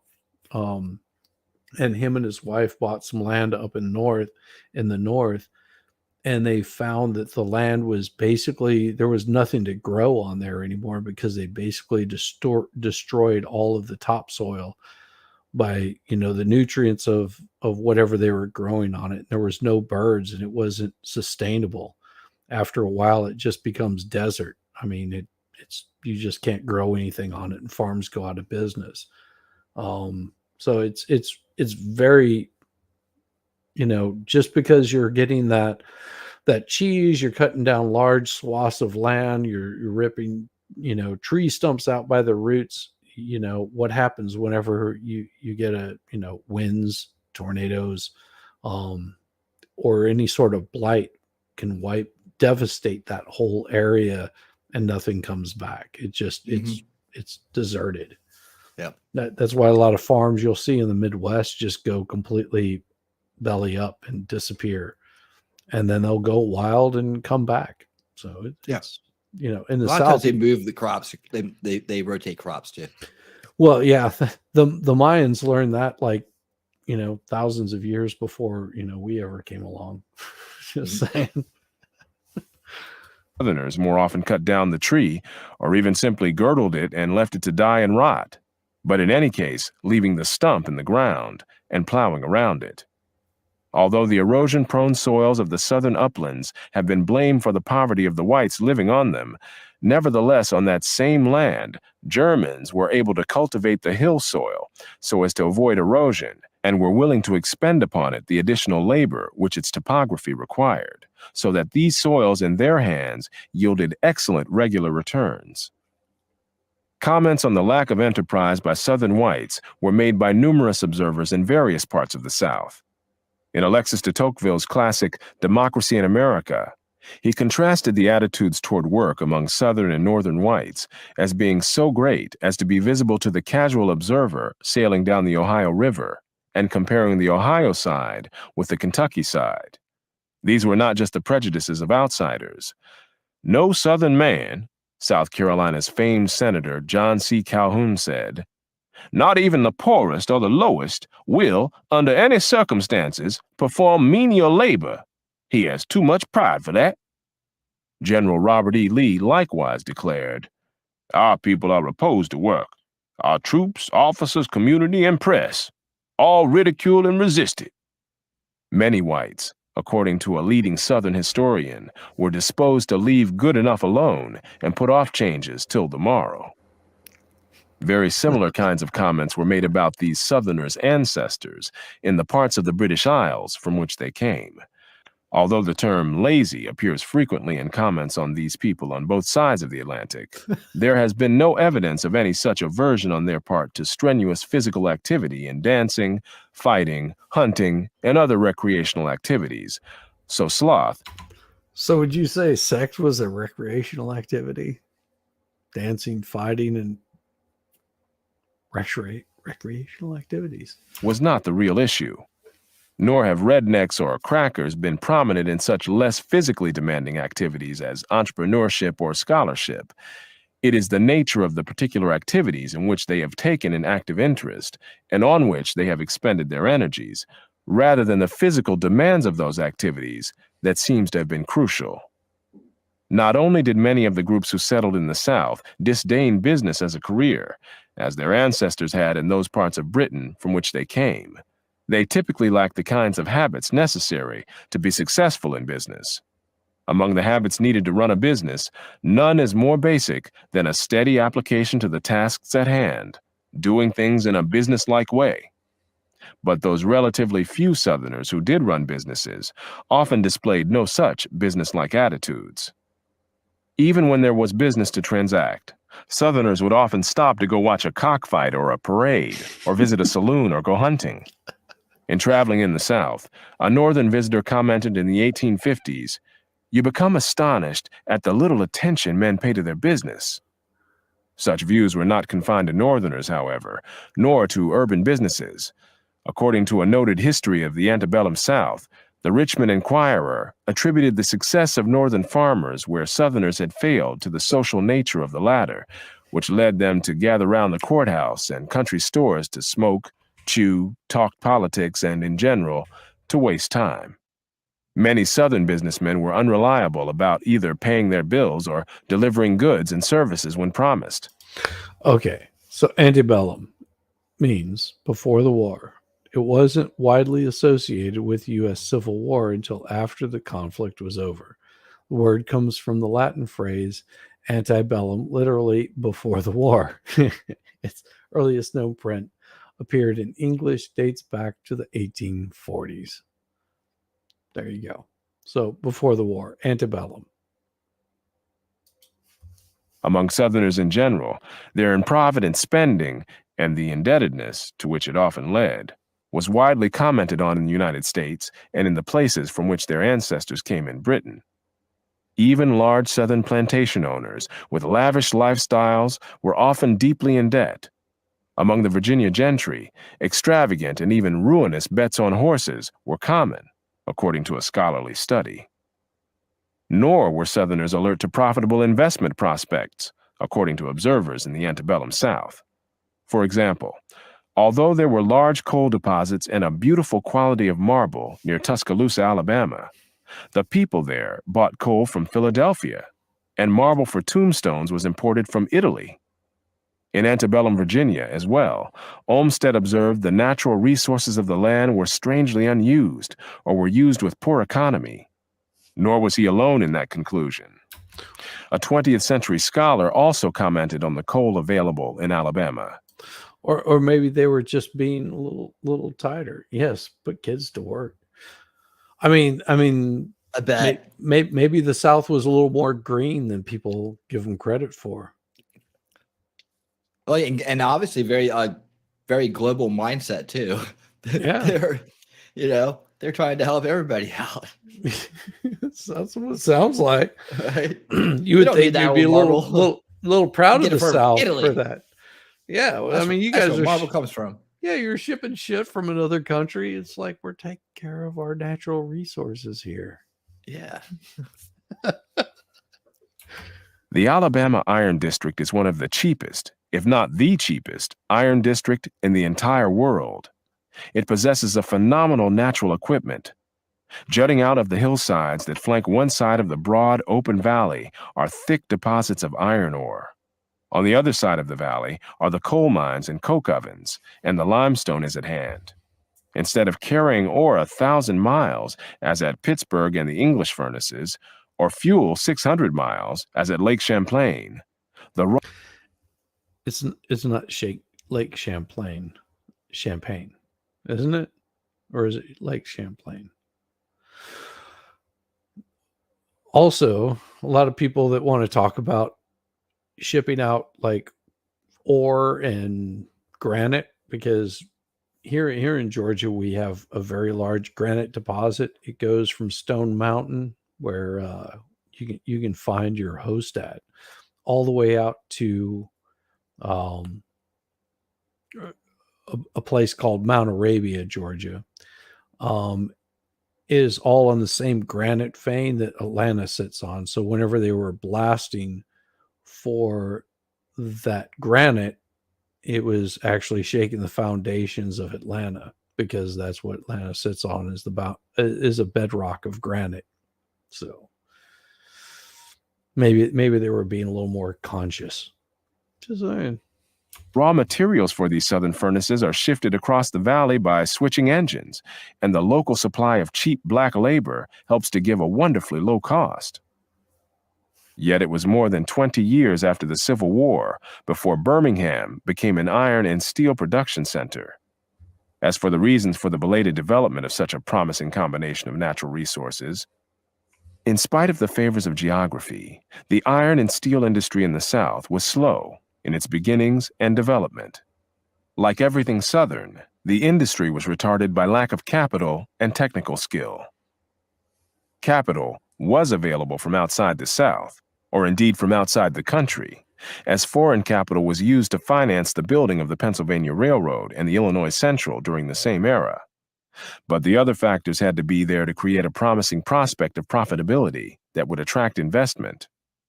The difficulties of developing those other factors in Alabama was shown by the fact that in 1888, Birmingham saw its first ton of steel run through the furnaces of the Henderson Steel Company and burn out the crude furnace linings in the process. Early explorers and settlers in the antebellum South wrote in glowing terms of the wild fruits, especially the wild grapes of unusual size, which excited extravagant hopes of the development of wine industries. It's called mescadine, and it's garbage. Just saying. Mescadine wine. Yeah. They don't even taste good when you eat them by themselves. No, it's horrible stuff. Yeah. But it does really well in like poorer communities, because, well, shit, you can take potatoes and make liquor out of it. Just, take some sort of fruit, and you can make alcohol out of it. Yep. This is all I care about. Muscadine wine. Muscadine wine, yeah, baby. Yet early attempts to find a market for Southern wine in Britain were ruined by the fact that a sample of wine that was sent across the Atlantic spoiled in the musty casks in which Southerners had carelessly shipped it. Later efforts to establish a wine industry in the South were undertaken by foreigners, French, German, and Portuguese. A German settlement in Missouri created a wine industry with an annual output of about 100,000 gallons. But the South as a whole produced less than 1/5 of the wine in the United States in 1849. And this was long before the development of the California wine industry. And I will say that if I had to have a cab, it's going to be a Napa Valley cab. Yep. It's the best. 100%. 100%. Now, have you been to the winery here in Georgia? There's this one winery. It's really I want to say Chateau Alon, but that sounds so like. No, it's probably what it is. I know what you're talking about. Yeah. No, I can't remember the name of it. We did a company outing there one weekend. Yeah, it's insane. I mean, Georgia actually has really good soil in certain places, and you want to have. It's weird, but I just want to say Napa Valley wines. Yeah, the best. Now, my wife tends to like the Willamette Valley. It's very particular what it is. It's not, keep going. Not cabs. Sorry. As late as the beginning of the 20th century, there were still laments about the opportunities in the South missed by Southerners and put to use by outsiders with different patterns of behavior. Landowners in Alabama were said to have cheated themselves out of millions of dollars by failing to see the opportunities within their grasp, which lumbermen from the North and East seized by cutting trees and shipping the lumber around the world. Some Southerners along the Gulf Coast likewise spoke of the golden opportunities which they failed to grasp, of the numerous successes of Northern and Eastern men, and lamented the passing of the old school of gentlemen, the midday mint juleps, and the easygoing business methods. Oh, yeah. Some of these Southerners, however, seemed to prosper working shoulder to shoulder with the Yankees. Not only in the South, but in the communities from which white Southerners had come in the Scottish Highlands, in Ulster and in Wales of an earlier era, most of the successful businessmen were outsiders. Even the poorest Highland Scots would not skin their horses when they died. Instead, Scots sold their dead horses for 3 pence to English soldiers, who in turn got 6 pence for the skinned carcass and another 2 shillings for the hide. This was not due to a lack of knowledge of skinning. In earlier times, when Scotland and England were at war, one of the atrocities committed by the Scots was skinning captured English officers alive. During the 16th century border feuds, the Johnston-Johnson clan adorned their houses with the flayed skins of their enemies, the Maxwells. It was not the skill that was lacking, but the enterprise. Contemporary observers commented on another peculiarity of antebellum Southerners: Now they make baby shampoo. fording rivers and streams instead of building bridges over them. Baby skins. Nor was this due simply to poverty. A biography of famed 19th century Congressman John Randolph of Virginia referred to the bridgeless streams in the area where elite families like his lived. Thomas Jefferson noted that he had to cross 8 rivers between Monticello and Washington, 5 of which had neither bridges nor boats. This peculiarity was noted in other parts of the South and by observers in those parts of Britain from which Southerners came. Commenting on just how lazy Southerners were, one man noted that no Northern farmer would neglect to build a bridge over a stream that crossed his property. Indeed, 2 live Yankees would complete the work in a single day. But the Southern planter will ford the creek lying between his house and stable a whole lifetime. The same complaint was made about Highland Scots, whose roads were equally bad as those of Ireland and the Old South.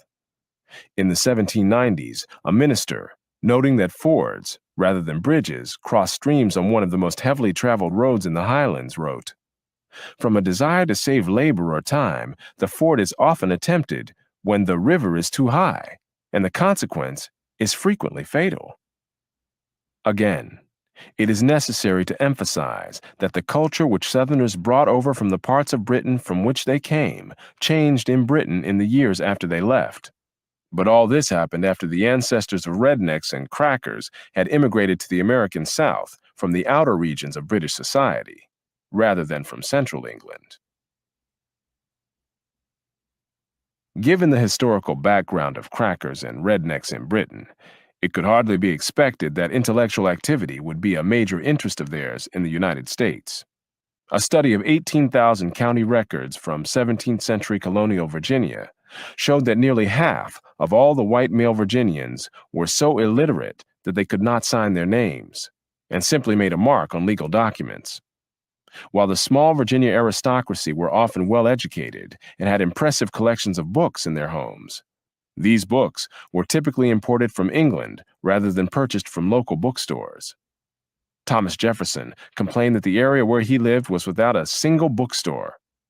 As late as the census of 1850, more than 1/5 of Southern whites were still illiterate, compared to less than 1% of New Englanders. In the Southern backcountry, levels of schooling were lower here than any other part of the United States, according to a landmark historical study. And there were no institutions comparable to New England's town schools. Although the white population of the South was only 1/2 as large as that of the North, the total number of illiterate whites in the South in 1850 was larger than the total number of illiterates in the North. In the antebellum era, the total circulation of Northern newspapers was more than 4 times the total circulation of Southern newspapers. Moreover, many editors of Southern newspapers were themselves from the North. The North had 4 times as many schools, attended by more than 4 times as many pupils. Children in Massachusetts spent more than twice as many years in school as children in Virginia. When it came to inventions, only 8% of the patents issued in 1852 went to residents of the Southern states, whose white population was approximately 1/3 of the white population of the country. Even in agriculture, the main economic activity of the region, only 9 out of 62 patents for agricultural implements went to Southerners. The cotton gin, perhaps the most crucial invention for the antebellum South, was invented by a Northerner. A Southerner said to Frederick Law Olmsted, "The fact is, sir, the people here are not like you Northern people. They don't reason out everything so." Olmsted himself likewise concluded from his travels in the antebellum South that Southerners were greatly disinclined to exact and careful reasoning. As late as the First World War, white soldiers from Georgia, Arkansas, Kentucky, and Mississippi scored lower on mental tests than black soldiers from Ohio, Illinois, New York, and Pennsylvania. At higher levels of achievement, the contrast between the South and other regions was even more stark.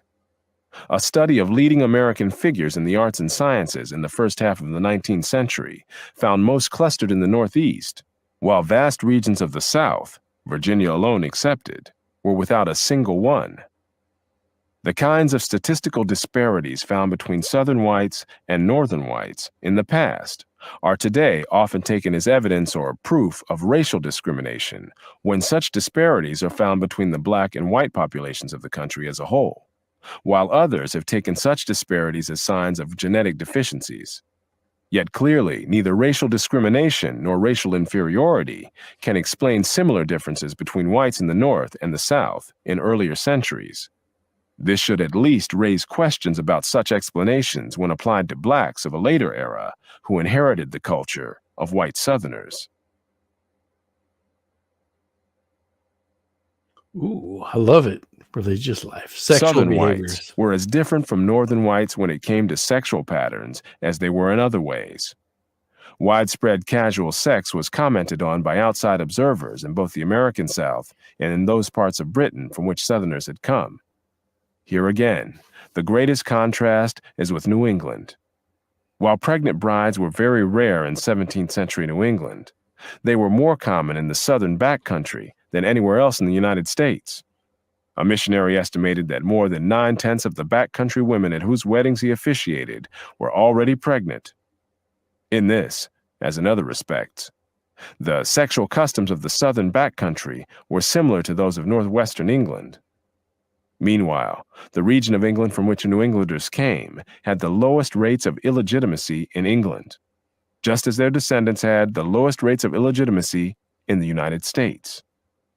Women dressed more revealingly in the South, and both sexes spoke more freely about sex than was common in New England. In the 17th century, most Virginia girls found a husband by the age of 17, while in Massachusetts, the average age at which women married was 23. In that era, fornication and rape were acts severely punished in New England. Rape was a hanging offense in New England, while in the Chesapeake Bay colonies, it was sometimes punished less severely than petty theft. As with other North-South differences in sexual behavior have often been attributed to the existence of slavery in the South, due in this case to the opportunities which this presented for sexual exploitation of slave women. But again, history shows the same patterns among the same people and their ancestors in Britain before they had ever seen a black woman. In colonial Virginia as well, the sexual exploitation of white indentured servant girls was common before the slave population had grown large enough for white servant girls to be replaced by black women.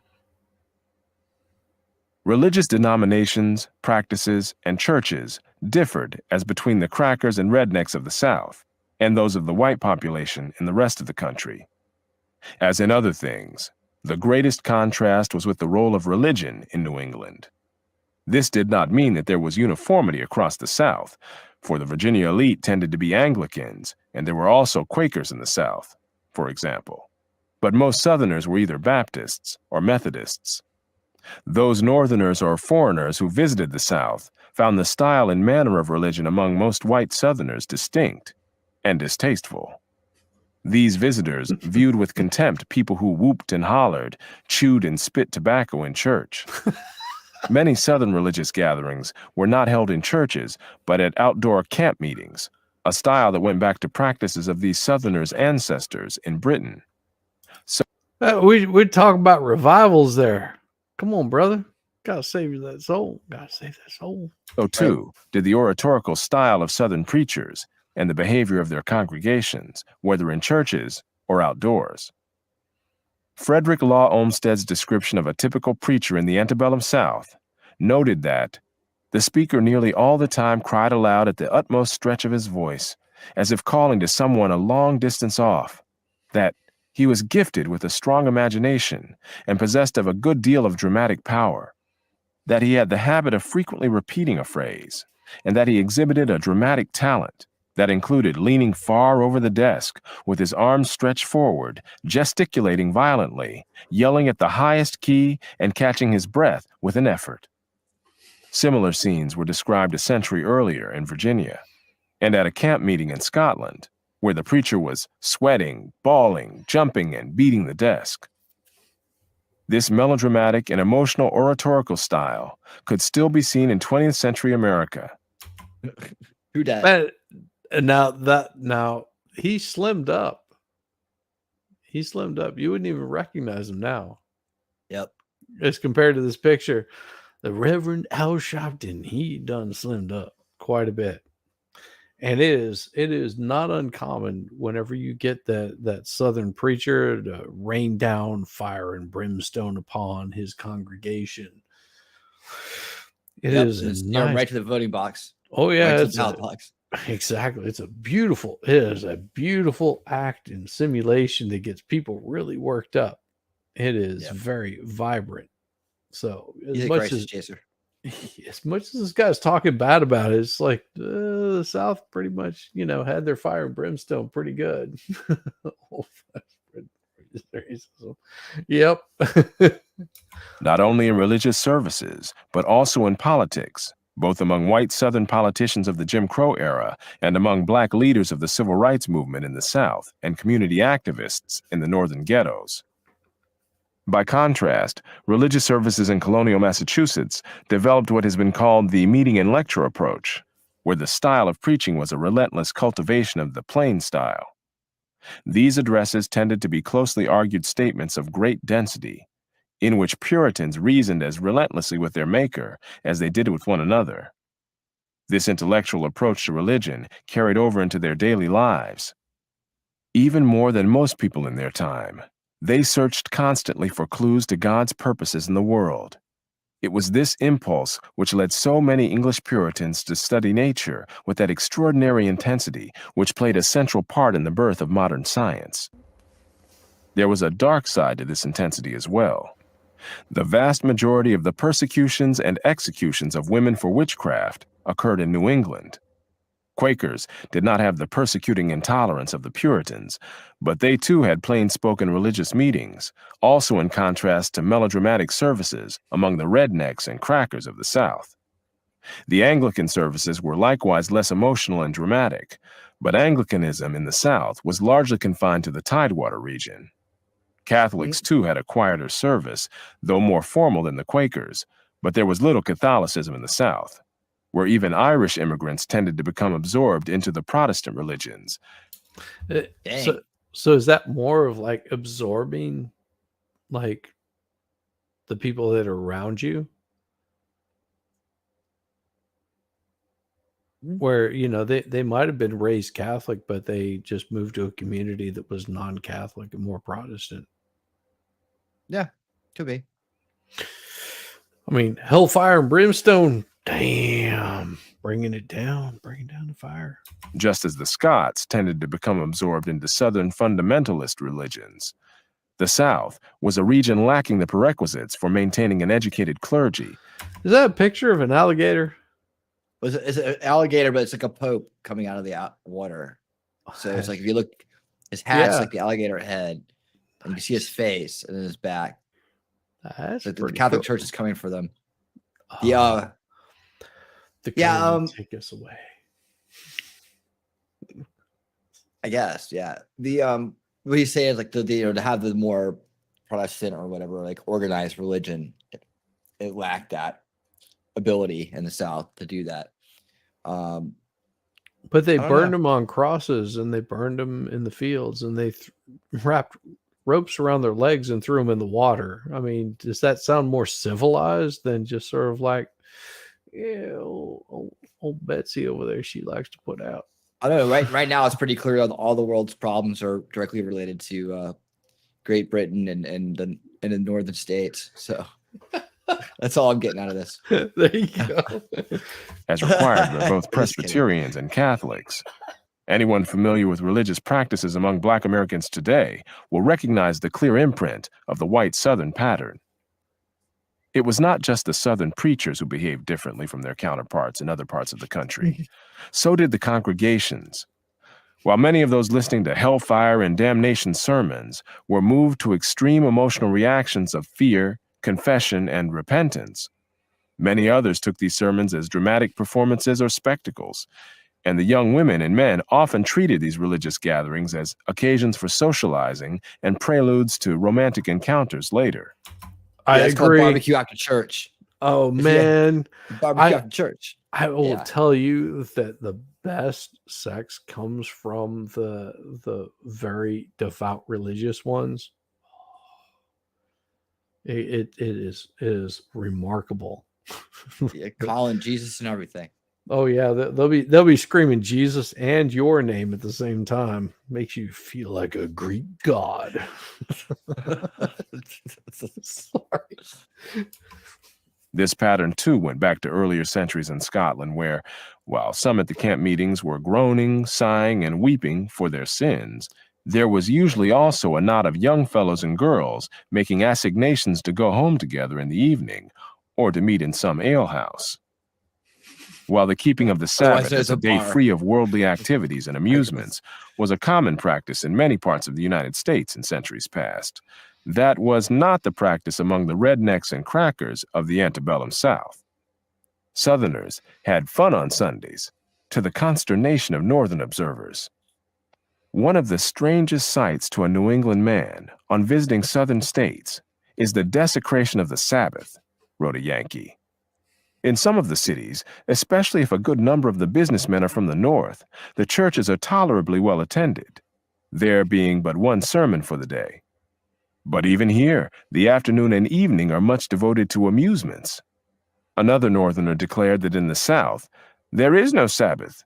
They work, run, swear, and drink here on Sundays just as they do on any other day of the week. That is so righteous. Absolutely. Why Where is wouldn't this you? at? Is it a campground or something? That This looks is a like neighborhood. Very that- interesting. Yeah, and I mean, you can tell that it's a more modern picture because they have automobiles. Automobile? Automobile? Many Southerners did not go to church at all, or did so intermittently, or when not distracted by other activities. Again, this was a pattern found among their ancestors in Britain. Among the reasons given by contemporaries for low church attendance among Southerners was that they often got drunk on Saturday night and were in no condition to go to church on Sunday morning.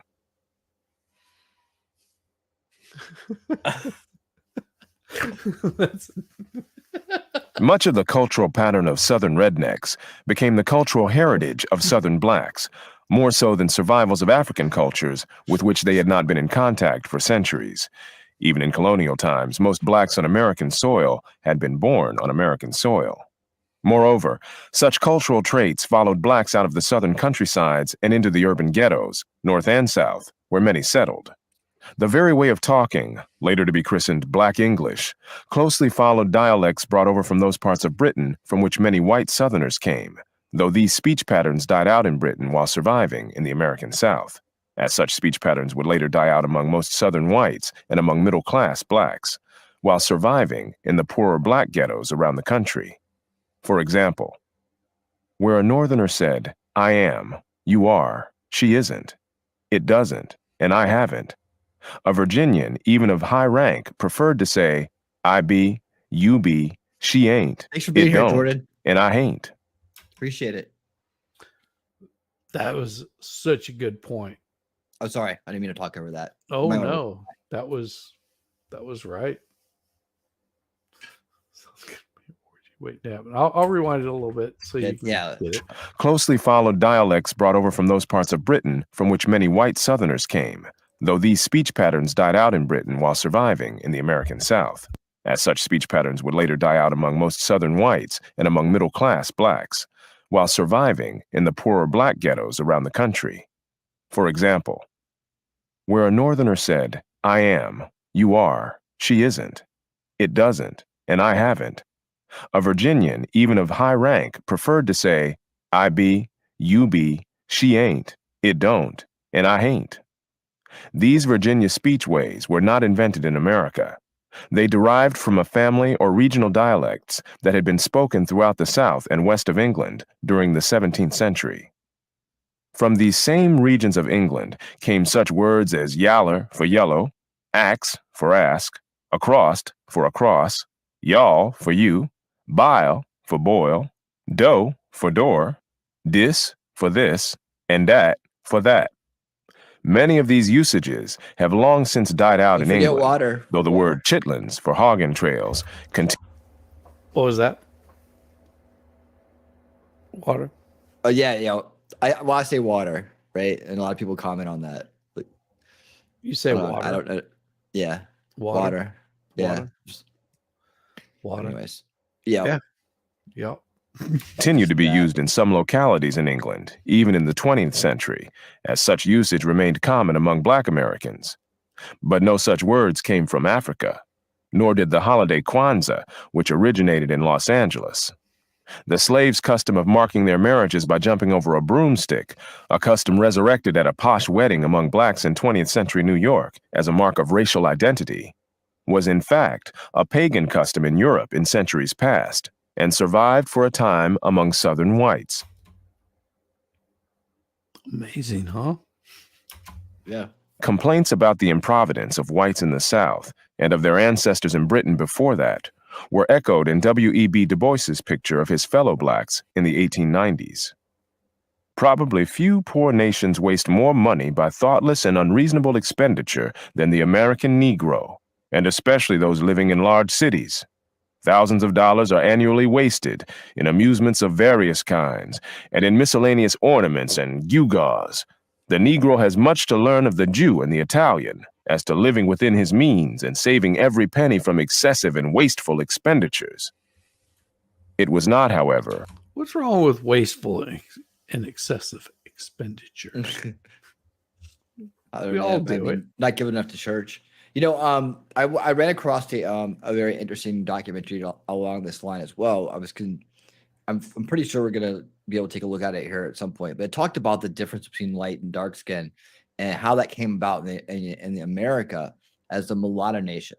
And it was like this whole other thing. And it's like it kind of gives you like with a little bit of an insight into the inner turmoil of the community.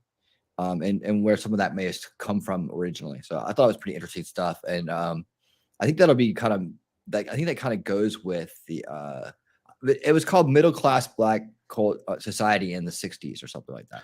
Oh, Very interesting. Well, if you do that, you have to show that little spot from Archer. That is so hilarious. Where he's talking about his baby mama. A lot of butts. Okay. It's hilarious. You have to look it up. Okay. It's awesome. Well, I can't look at it like now when I look at pictures like older pictures, it just it occurs to me, you know. So like I'm looking at this picture that I just saw, and I'm like, you know, because the mulattoes were like they were like there's a lot of distinction between the two that I never realized before. So Well, yeah, I won't spoil it. We'll just keep going with this and thing because there was also something out of Washington. God, who is it? It was a really famous horn player, and he was talking about the distinctiveness between lighter skin and darker skin. That it was even in the black culture, having a lighter skin was seen as being more higher class, which was weird. I was like, oh, I never. But was really it? thought It's about not that. necessarily that. It was like it was a higher class. It was like they ended up in that class. Yes. And yeah, they ended up concentrated in that class. So the being seen as is more like was seen as like Yes. that's where they were. Yeah. But Right. anyways, from Jews or Italians that blacks had absorbed their culture. Du Bois's description of the spending habits of blacks in the 1890s was echoed by a contemporary observer, Jacob Riis, who said that the Negro loves fine clothes and good living a good deal more than he does a bank account. Similar observations have been made by many others over the years, inside and outside the black community. For the lower socioeconomic classes among blacks, Gunnar Myrdal's descriptions of them near the middle of the 20th century still bore a remarkable resemblance to descriptions of Southern whites and their regional forebears in Britain, including less resourcefulness, disorganized family life, lax sexual morals, and recklessness, with tendencies toward aggression and violence. Despite a generally sympathetic approach to the study of blacks in his landmark book, An American Dilemma, which has often been credited with a major influence on the advancement of civil rights, Myrdal also noted the low standards of efficiency, reliability, ambition, and morals actually displayed by the average Negro. He observed something of the devil-may-care attitude in the pleasure-seeking of Negroes, and a general attitude in which life becomes cheap and crime not so reprehensible. Like other observers, Myrdal tended to attribute to slavery such aspects of black culture as the low regard for human life, when in fact, antebellum whites had exhibited this same reckless disregard of lethal dangers, and so had their ancestors in Britain. Unlike many others, however, Myrdal also recognized the influence of the Southern white culture on the culture of blacks, pointing out that the general Southern pattern of illegality maintained this low regard for human life. He also noted that the so-called Negro dialect is simply a variation on the ordinary Southern accent, that religious emotionalism was borrowed from and sanctioned by religious behavior among whites in the South, and that the Negro trait of audacity is characteristic of white Southerners too. He quoted black scholar and later statesman Ralph Bunche. White Southerners employ many of the defense mechanisms characteristic of the Negro. They often carry a chip on the shoulder. They indulge freely in self-commiseration.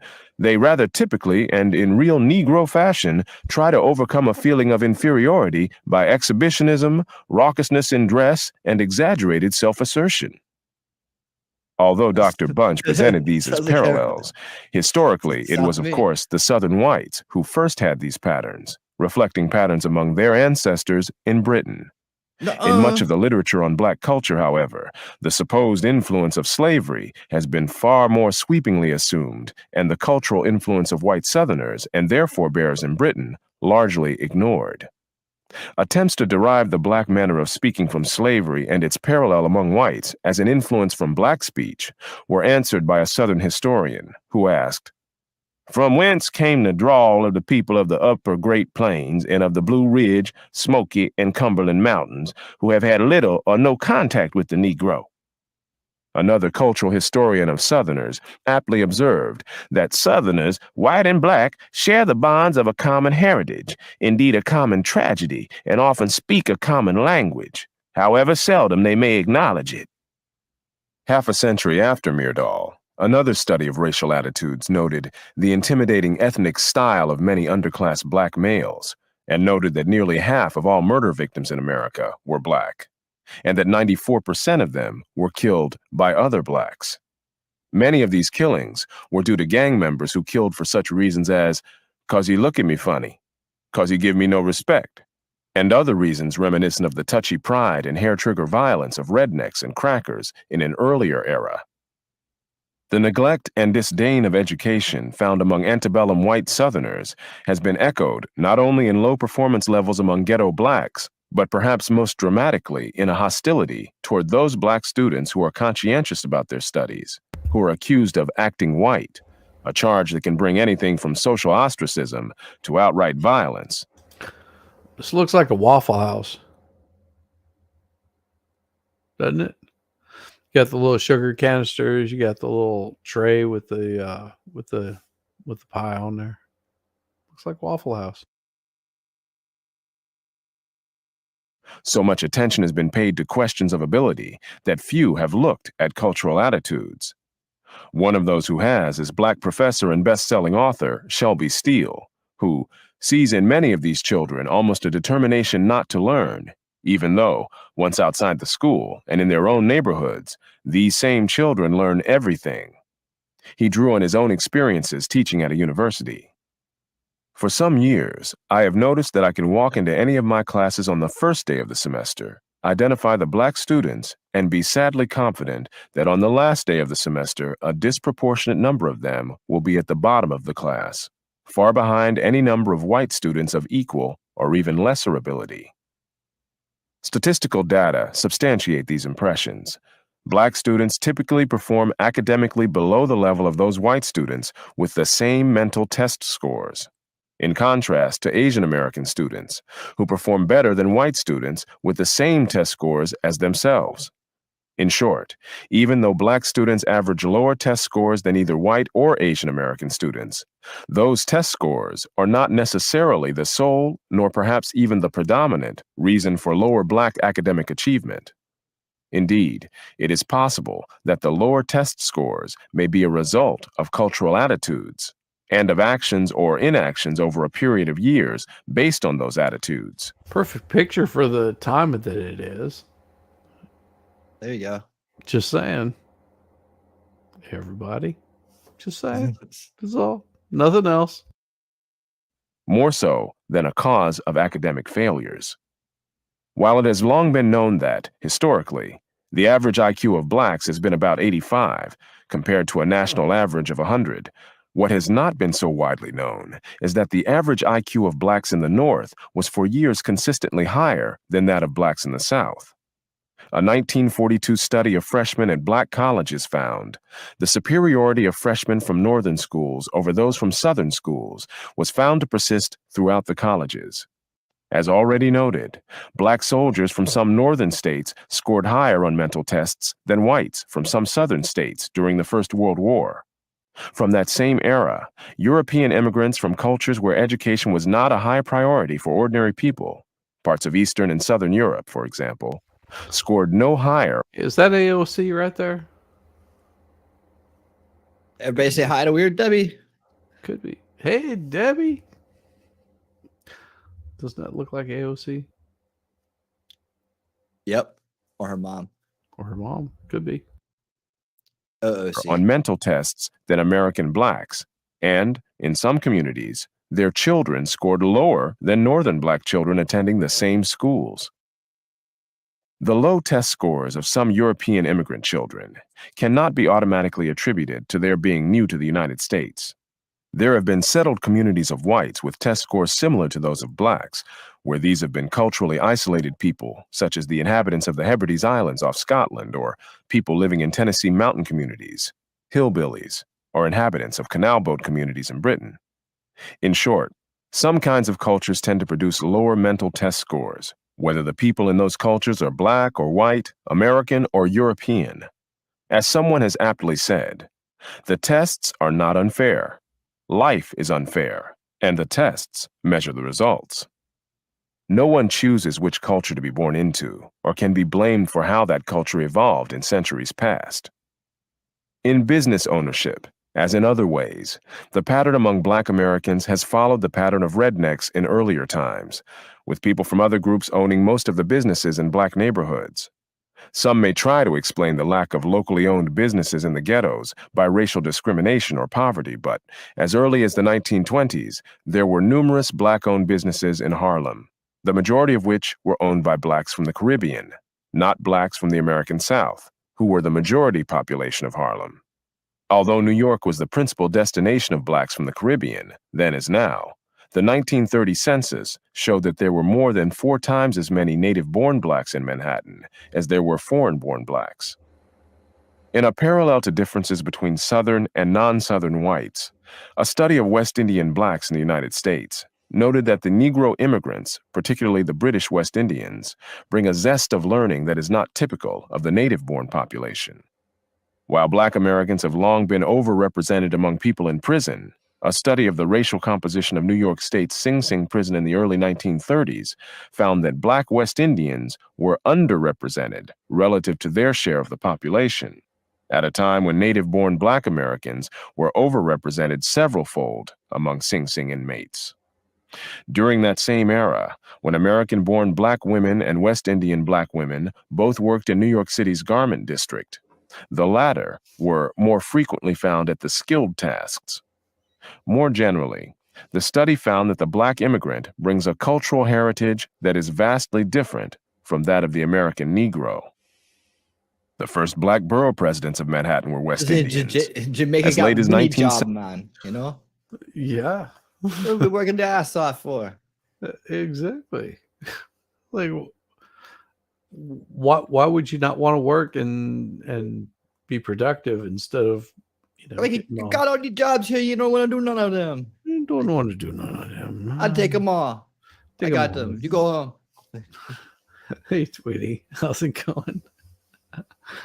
70, the highest-ranking blacks in New York's police department were West Indians, as were all the black federal judges in the city.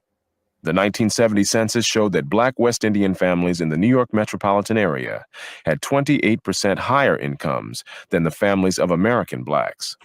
Well, and if you think about it, West Indian blacks would be much darker skinned than the American blacks. True. The incomes of second-generation West Indian families living in the same area exceeded that of black families by 58%. Neither race nor racism can explain such differences, nor can slavery, since native-born blacks and West Indian blacks both had a history of slavery. Studies published in 2004 indicated that an absolute majority of the black alumni of Harvard were either West Indian or African immigrants, or the children of these immigrants. Somewhat similar findings have emerged in studies of some other elite colleges. With blacks, as with whites, the redneck culture has been a less achieving culture. Moreover, that culture has affected a higher proportion of the black population than of the white population, since only about 1/3 of all whites lived in the antebellum South, while 9/10 of all blacks did.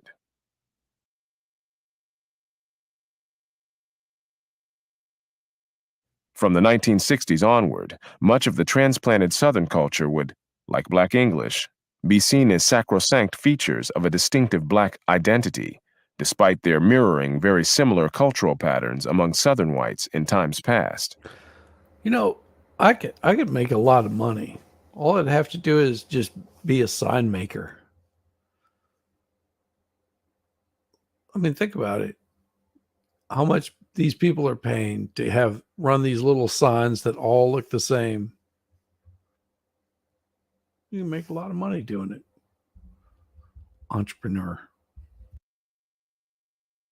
Not all black Americans, of course, retain this anachronistic culture, for the spread of education and the growing experience of the counterproductive effects of the Southern redneck way of life eroded it over time for many blacks, as happened also among the whites who brought this culture over from Britain. Even during the era of slavery, those blacks who were house servants in more educated homes tended to pick up a different culture, giving their descendants enduring advantages over the descendants of field hands. Contemporary black ghetto culture in the United States is not, however, a simple linear extrapolation from the culture of Southern whites. First of all, most black Americans today are no longer part of the ghetto culture. Moreover, aside from influences peculiar to the circumstances of blacks, profound changes in the larger American society around them have also had an influence, both positive and negative. The burgeoning of the American welfare state in the second half of the 20th century and the declining effectiveness of the American criminal justice system at the same time allowed borrowed and counterproductive cultural traits to continue and flourish among those blacks who had not yet moved beyond that culture, thereby prolonging the life of a chaotic, counterproductive, dangerous, and self-destructive subculture in many urban ghettos. Crime and violence were among the features of this subculture that were artificially prolonged. You're muted. That looks like Illinois. That looks like Southside Illinois. Got the Yeah, big it does. PBR sign. Mm-hmm. Yeah, I can remember distinctly as a child driving through this neighborhood. Just saying. It was rough. It was rough in the 70s. Mm-hmm. Just saying. Prior to the 1960s, while black males had a higher murder rate than other males, their murder rate was also declining more sharply than the general murder rate. Subsequently, the general murder rate in the United States and the murder rate for black males both reversed and began rising sharply, that of black males more sharply than others. In short, the drastic changes in law enforcement and social morality during the 1960s had particularly adverse effects on the behavior and actions of blacks and on black victims of the criminals in their midst. Intellectuals have also played a role, along with the welfare state, in prolonging and legitimizing a counterproductive culture among blacks. Nowhere was the effect of the white liberalism of the 1960s on the social evolution of black culture more devastating than in the disintegration of the black family. The raw facts are these. As of 1960, 51% of black females between the ages of 15 and 44 were married and living with their husbands. Another 20% were divorced, widowed, or separated. And only 28% had never been married.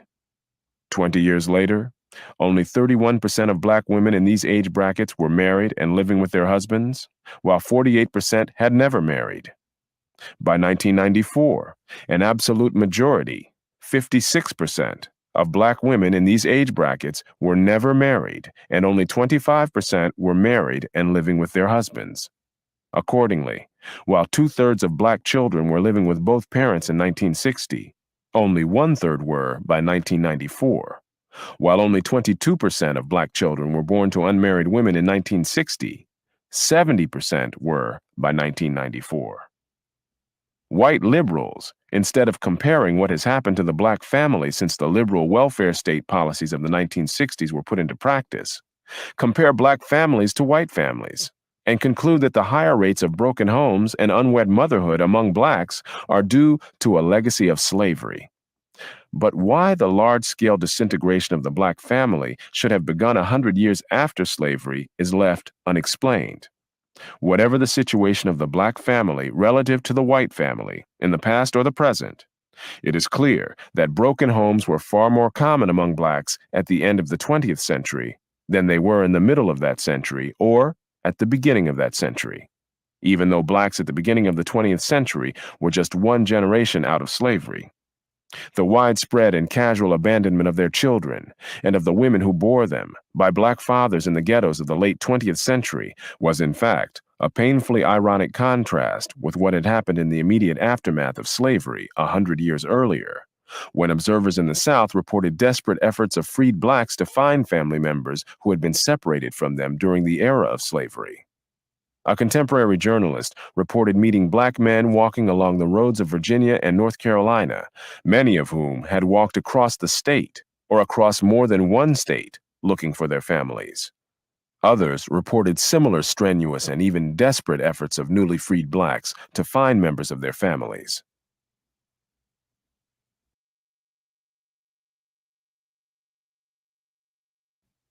It should be noted again that not all blacks today are part of the redneck culture. Far from it. Nor has that culture been the only culture in which blacks lived in the past.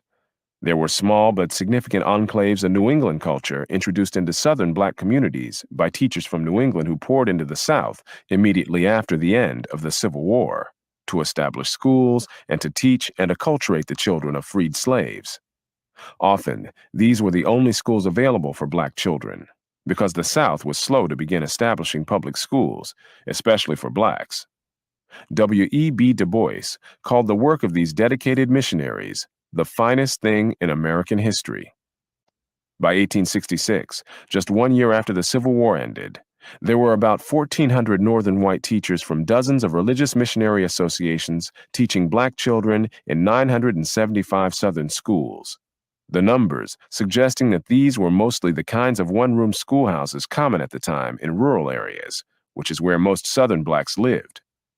Just a few years later, at the end of the decade, there were more than 2,500 Northern teachers in just over 2,000 schools for black children.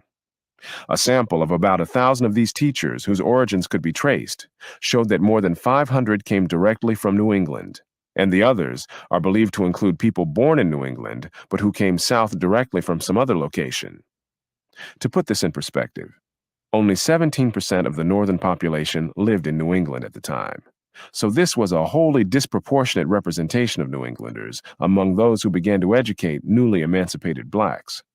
This was a New England-led crusade, much like the pre-war abolitionist movement, and many of those who went into the postbellum South were former abolitionists.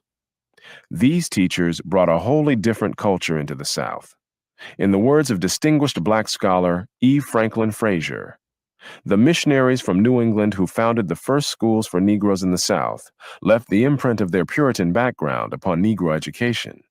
In addition to strict morality, these missionaries taught the Yankee virtues of industry and thrift.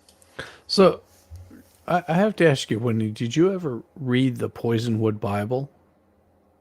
It's a book. Nope. I don't believe I ever have. How's it going, Suzanne? Hey, Suzanne. Good to see you. So it's pretty interesting. It delves in a little bit what he's talking about here of people stepping in and looking to do something more because they're putting their own beliefs and values upon another group of people. It's just an interesting story, and I would suggest anybody read the Poisonwood Bible. It's a really good book. Just FYI. Sorry. This cultural transformation was not incidental. The avowed purpose of the American Missionary Association was to transplant a different culture into the school and college enclaves which they established among young blacks in the South in order to deliberately supplant the existing culture. These were deeply religious institutions, but in the New England sense, so that black students were not to indulge in the religious emotionalism of the black masses in the South. They were to be different in many other ways, as E. Franklin Frazier noted. First, students were taught to speak English correctly, and thus avoid the ungrammatical speech and dialect of the Negro masses. They were expected to be courteous, speak softly, and never exhibit the spontaneous boisterousness of ordinary Negroes. The casual Southern attitude toward sex was not tolerated. To be detected in immoral sex behavior, especially if the guilty person was a woman, meant expulsion from the school. The American Missionary Association was quite explicit in their desire to remove black youngsters from their existing culture and place them in enclaves of the culture transplanted from the North. In an 1882 essay titled Change of Environment, Dr. W. W. Patton, president of the AMA, lamented that many black children grow up in communities of prevailing ignorance, superstition, and immorality, where they live in miserable hovels, see only examples of coarseness and rudeness, and hear only a Negro dialect, when what was needed was a total change of environment by removing young people to places where morals are pure, where manners are refined, where language is grammatical. Far from celebrating the existing culture of the black community, Dr. Patton declared, "All improvement must be by an influence from without, which shall quicken and inspire, which shall teach and guide." This being the purpose of planting and strengthening the educational institutions which operate to change for the better the environment of the colored race in this country. Although there was another educational tradition established at the Hampton Institute in Virginia and transplanted to Tuskegee Institute in Alabama by Booker T. Washington, a graduate of Hampton, this tradition as well was based on replacing the existing culture of Southern blacks with a new imported culture. Hampton Institute's founder, General Samuel Chapman Armstrong, declared that the average Negro student needed a residential boarding school that could control the entire 24 hours of each day. Only thus can old ideas and ways be pushed out and new ones take their place. That just sounds wrong to me. That just sounds like mind control right there. Sounds like a very like social engineering kind of thing, where they're trying to re-educate. Yeah. I don't know. I think I would probably fight against that. Saying. Very authoritarian. Yes. Addressing the American Missionary Association in 1877, The principal of Hampton Institute said, "There is no lack of those who have mental capacity. The question with him is not one of brains, but of right instincts, of morals, and of hard work." Contrary to later caricatures, neither Hampton Institute nor Tuskegee Institute was based on an assumption that blacks had the capacity to be only hewers of wood and drawers of water. In short, however divergent the different schools of thought were on educational philosophy, as between the Hampton-Tuskegee approach and the approach of the founders of other institutions for blacks, they were agreed that what was most needed for the advancement of Can I say how difficult it would Sure. be to work in those kind of outfits? Yeah, no doubt. I mean, wearing a skirt while you're hoeing. Oh, make it I don't cool. mean slutting around. I mean like actually out in the ground working. Be rough. Look at that. Look at that. They love blacks you. in the They love post-developed you South winning. was the replacement of the culture prevailing around them and among them by a new imported culture. However, the greatest obstacle to creating this new culture was the existing black redneck culture. For many missionaries, the physical problems of overwork, illness, and poor facilities were less frustrating than their everyday dealing with the freedmen. A constant problem for teachers was student absenteeism. A pupil would attend school for a few days, disappear for a time, then come back again. Multiplied by a factor of 40 or 50, this made classroom continuity difficult. This irregularity, said one teacher, was a positive vice of the freedmen. A related weakness was unreliability. "You can never depend on anything promised," went a typical complaint. Another general failing among the colored people, according to many teachers, was their tardiness at meetings, classes, church services, and so on. More serious were sexual offenses, theft, and lying. Many of the teachers blamed such behavior on slavery, but, as we have already seen, similar behavior was common among white rednecks on both sides of the Atlantic, people who had never been enslaved. Remarkably, the Northern teachers persisted in the face of difficult students and a hostile white Southern society from which they were excluded and by which they were sometimes terrorized. Although many teachers burned out in a few years, new teachers continued to arrive from New England and other parts of the North, thousands in the post-war decades. When black colleges were founded, New Englanders were again disproportionately represented among their teachers and college presidents, and much of these colleges' philosophy was that of New England. These institutions introduced strict behavioral standards, as well as high academic standards, imposing stern discipline and developing self-discipline in a region where such was not the norm for either blacks or whites. Noted black scholar and educator Charles S. Johnson said, "No less stern rectitude could have broken the grip of habits, adjusted to a now outmoded life of irresponsibility, and reshaped them to a new and serious purpose." W.E.B. Du Bois, himself a New Englander, and with the first Ph.D. from Harvard earned by a black man, declared the movement to plant the New England College in the South to be the salvation of the South and the Negro.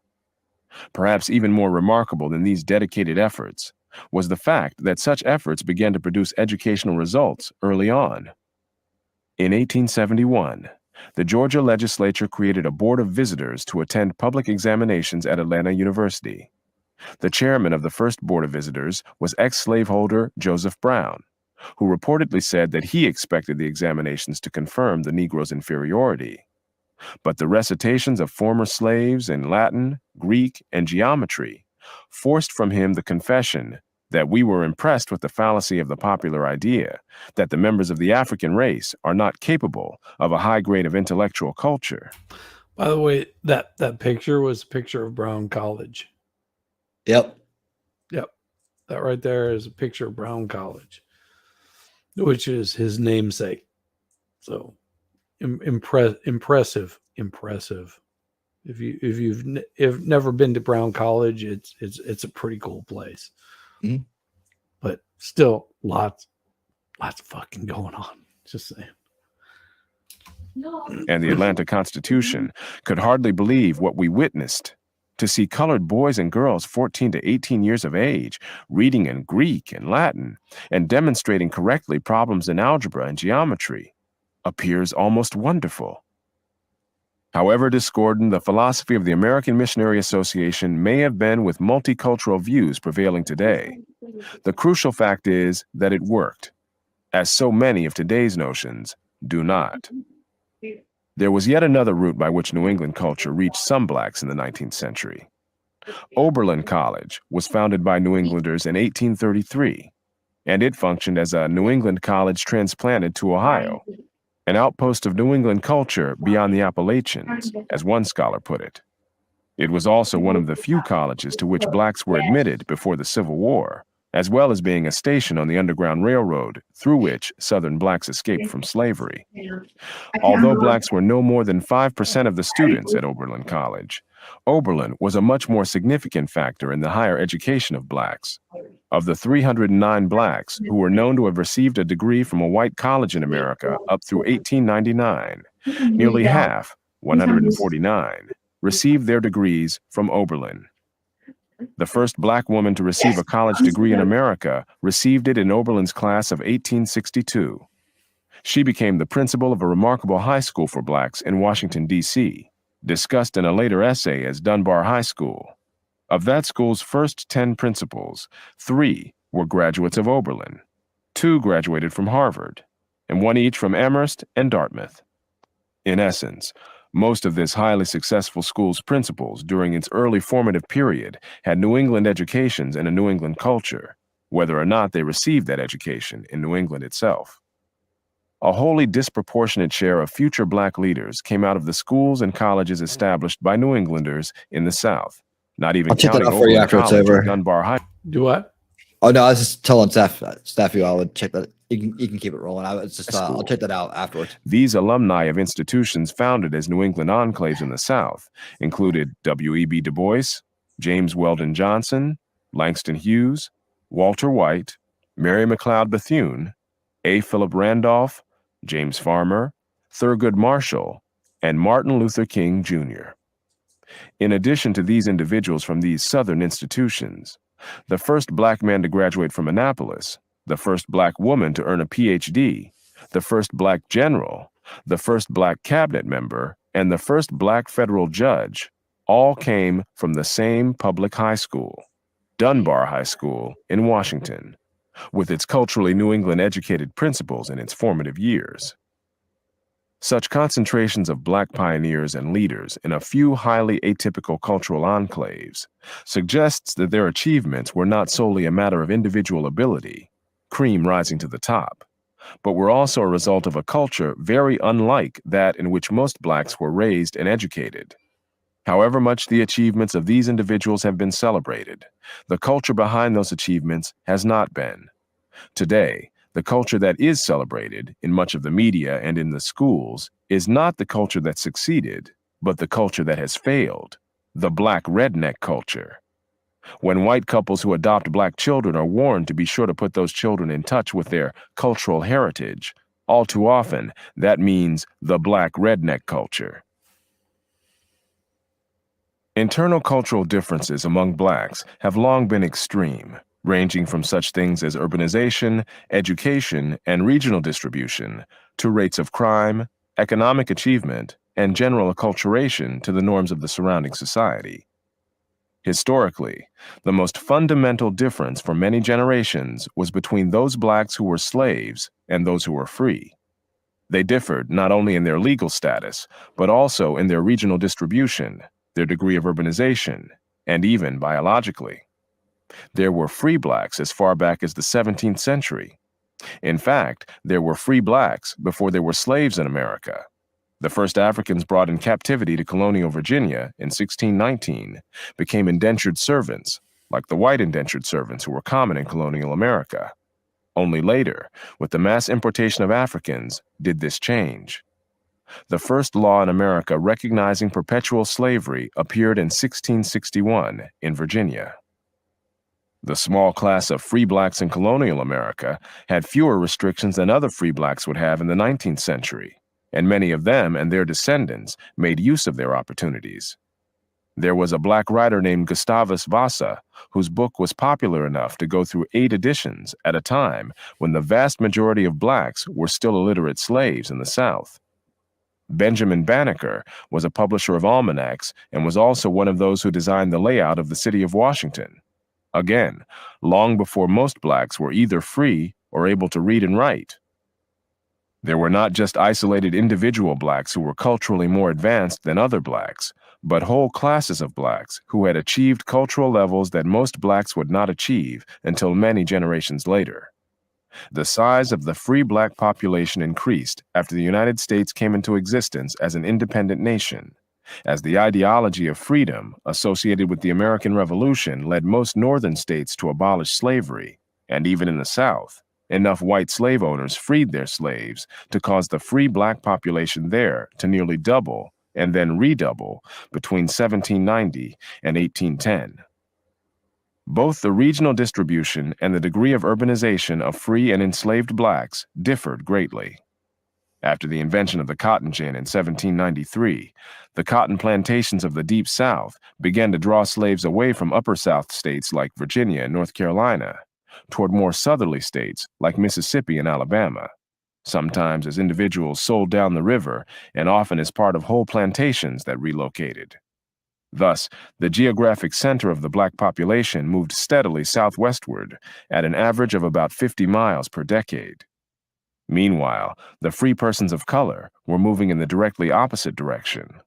While more than 90% of the antebellum black population lived in the South, the free persons of color were evenly divided between the states of the North and South, and within the South, they tended to leave the Deep South and gravitate toward that region's less oppressive places farther north. The difference in geographic distribution was so extreme that in 1860 there were more free blacks living in the city of Washington alone than in the states of Mississippi, Alabama, and Georgia combined, these states having huge concentrations of slaves. The slave and the free also differed greatly in urbanization. While most black slaves worked in rural settings, by 1860 the free persons of color were more urbanized than even the white population. There were cultural consequences to these historic and geographic differences. While the vast majority of slaves could neither read nor write, the census of 1850 showed that most free persons of color were literate. But it would be half a century later, 2 generations after emancipation, before the same would be true of the black population as a whole. It would be 1940 before the black population as a whole became as urbanized as the free persons of color were in 1850. The cultural head starts of this segment of the black population had enduring consequences. The descendants of the antebellum free persons of color remained predominant among black leaders in many fields well into the 20th century, and they included W.E.B. Du Bois, Thomas Fortune, Charles Waddell Chestnut, Thurgood Marshall, John Hope Franklin, and many others. Most black holders of doctoral degrees in the middle of the 20th century, as well as most Negroes working in the professions in the nation's capital at that time, were by all indications descendants of the antebellum free persons of color, a group that was never more than 14% of the black population. As a group, the free persons of color also differed from the slaves in racial mixture. As in most of the Western Hemisphere, freed slaves were often the offspring of those who freed them, and the adults freed were more often female than male. While only 8% of slaves met the stringent U.S. Census requirement of half or more white ancestry to be classified as mulatto, 37% of the free persons of color did. This is not to say that all the others in either category were of pure African ancestry, but there were very noticeable skin color differences between the more acculturated descendants of those freed before the Civil War and those freed as a result of the Emancipation Proclamation. The noticeably greater success of the former was often attributed to their white ancestry, both by whites and by some of the Negro elite themselves. But the historical and cultural antecedents of that success are undeniable. Moreover, the later rise of other blacks to similar levels of achievement undermines the biological explanation of these internal differences among blacks. The point here is that cultural differences led to striking socioeconomic differences among blacks, as they did among whites. In both races, those who lived within the redneck culture lagged far behind those who did not.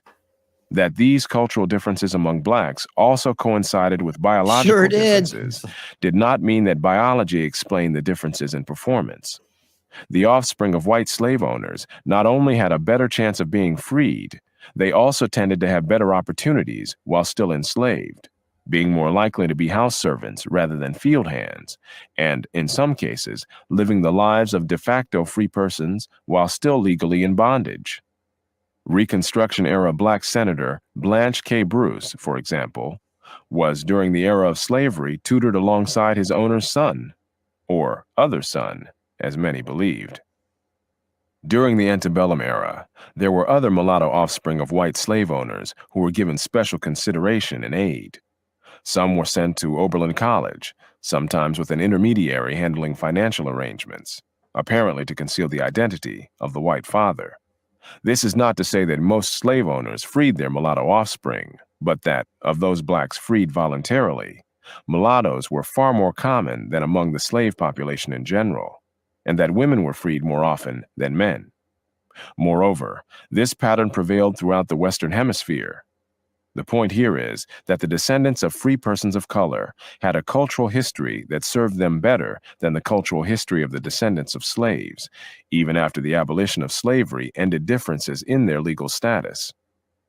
Whether by individual escapes from slavery, by voluntary manumissions in the antebellum South, or by general emancipation by law in the northern states, a black class of free persons of color emerged long before the Emancipation Proclamation. The more prosperous of these families were able to educate their own children, sometimes through college, and these were typically lighter-skinned people, as well as people with generations of a head start in freedom and acculturation, as compared to the mass of enslaved blacks. The net result was that the elite among American Negroes tended to be, and to remain for generations after emancipation, a racially mixed group that married among themselves and formed a socially exclusive class. Among 19th century Negroes in Philadelphia, for example, 85% of mulatto men married mulatto women, and 93% of black men married black women. This was not solely a matter of color prejudice, for there were major behavioral differences between the two groups. The mulatto neighborhoods had lower crime rates and a higher percentage of their children attending school, as compared to the black neighborhoods, even though it can hardly be claimed that school attendance or crime rates are genetically predetermined. In short, there were major cultural differences, and these differences in turn produced other differences, such as a higher occupational status, better housing, and more wealth among the mulattoes. Nor was this pattern confined to Philadelphia. All across the country, North and South, the elite of the Negro community were lighter in complexion than the masses, and very self-conscious and sometimes snobbish about that fact. This remained so through at least the first half of the 20th century. Among the consequences of the extreme range of education and acculturation within the Negro community has been the larger society's erection of racial barriers provoked by black rednecks, which barriers then deeply offended those individuals at the other end of the cultural spectrum. These barriers, based on race, prevented cultural elites from separating themselves as much as they would like from lower-class blacks, with whom they were forced to live in proximity and to share institutions. Yet, protests against racial barriers had to be made in the name of all, light or dark, leading to charges of hypocrisy against the elites who spearheaded protests against white social and economic barriers, while maintaining their own social and economic barriers against the black lower class. That internal social barriers within the black community became more pronounced at the same time as white barriers against blacks in general suggests that more than coincidence was involved, since both occurred in the wake of the mass arrival of black rednecks from the South. Among the behavioral differences between the black elites and the black masses was that the elites had more stable families, with separation or divorce being rare among them. It took more than money or a light complexion to enter the social circles of the black elite. Behavioral standards were also essential, and individuals who met these standards could be admitted with little money and regardless of complexion. So, other words, don't be grabbing people's nuts and trying to castrate them and you might be accepted into social norms. It's a good thought. Though the history of black rednecks meant that few would rise to elite levels. Cultural differences affected not only the internal development of the black community, but also the way that the black community as a whole was treated by the larger surrounding white community, and the way in which that treatment varied over time. The small number of blacks who were free in colonial times were joined over the generations by increasing numbers of blacks who were either released from bondage or who escaped on their own. The growth of this largely unacculturated population, fugitives in the rough, in the words of black historian Carter G. Woodson, in northern cities during the first half of the 19th century, brought both social barriers and discriminatory laws barring black children from schools and black adults from equal access to public accommodations. Yet, as these black communities grew more acculturated over time and began to rise economically, these laws and practices began to be relaxed in many northern cities in the latter part of the 19th century. Writing in 1899, W.E.B. Du Bois noted a growing liberal spirit toward the Negro in Philadelphia, in which the community was disposed to throw off the trammels, brush away petty hindrances, and to soften the harshness of race prejudice, leading, among other things, to blacks being able to live in white neighborhoods. Jacob Riis noted similar changes in New York, and similar trends emerged in other northern cities in the last quarter of the 19th century. In Detroit, blacks who had been denied the vote in 1850 were voting in the 1880s, and in the 1890s, blacks were being elected to public office by a predominantly white electorate in Michigan. The black upper class in Detroit at that time had regular social interactions with whites, and their children attended high schools and colleges with whites. In Illinois, during the same era, legal restrictions on access to public accommodations for blacks were removed from the law, even though there were not enough black voters at the time to influence public policy, so that this represented changes in white public opinion. By all indications, northern black urban communities were themselves becoming cleaner, safer, and more orderly during this era of improving race relations, so changes in white public opinion were not merely inexplicable mood swings. Neither were the later retrogressions in race relations in the North, which followed a massive influx of black migrants from the South, black rednecks, at the beginning of the 20th century. As late as 1890, 9/10 of all blacks in the United States still lived in the South, but those who lived in northern urban communities were largely from families long settled there. Most blacks living in New York State, for example, were born in New York State. In short, there were settled communities in both regions, and by all indications, the northern black communities at that time were acculturating to the norms of the northern white society around them. But all of that changed radically within a relatively few years, as massive migrations from the South not only enlarged northern black communities, but transformed them culturally. In 1900, for the first time, more than half of all blacks living in New York State had been born outside that state. Newcomers from the South became growing majorities in northern urban black communities in other states as well. The record-breaking migrations of blacks from the South to the North during the first decade of the 20th century was nearly tripled during the second decade, and that in turn was almost doubled again during the decade of the 1920s. Moreover, the proportion of these migrants coming from the Deep South, as distinguished from the Upper South, increased over time, which meant that the least educated and least acculturated became a growing proportion of the black migrant population moving into the northern cities. There were about 30,000 blacks living in Chicago in 1900, but this grew to well over 100,000 by 1920 and more than 277,000 by 1940. In Detroit, the black population grew from a little more than 4,000 in 1900 to more than 40,000 in 1920 and over 149,000 by 1940. Well, and that right there made it really ripe for people like Margaret Sanger to jump in there. And if you don't know who Margaret Sanger is. Oh, yeah. I know who she is. Definitely. You know how evil of a person that she is. Yeah. New York City's black population was a little more than 60,000 in 1900, but grew to more than 150,000 by 1920 and more than 450,000 by 1940. Writing in the midst of these massive migrations, historian Carter G. Woodson predicted, "The maltreatment of the Negro will be nationalized by this exodus." That is what had happened 100 years earlier, and now it happened again. The sheer numbers of these new black migrants from the South not only overwhelmed the relatively small black populations in northern cities demographically in the early 20th century, their very different behavior patterns shocked both blacks and whites at the time, as witnessed by adverse comments from earlier black settlers and the black press, denouncing the new arrivals from the South as vulgar, rowdy, unwashed, and criminal. Nor were these conclusions without foundation. For example, a study in early 20th century Pennsylvania found that the rate of violent crimes by blacks who had migrated there was nearly 5 times the rate of such crimes by blacks born in Pennsylvania. In Washington, the rate of births out of wedlock more than doubled with a large influx of Southern blacks during the late 19th century. One indication of the white reaction was that blacks no longer remained as free to live in white neighborhoods. This represented a major retrogression in race relations.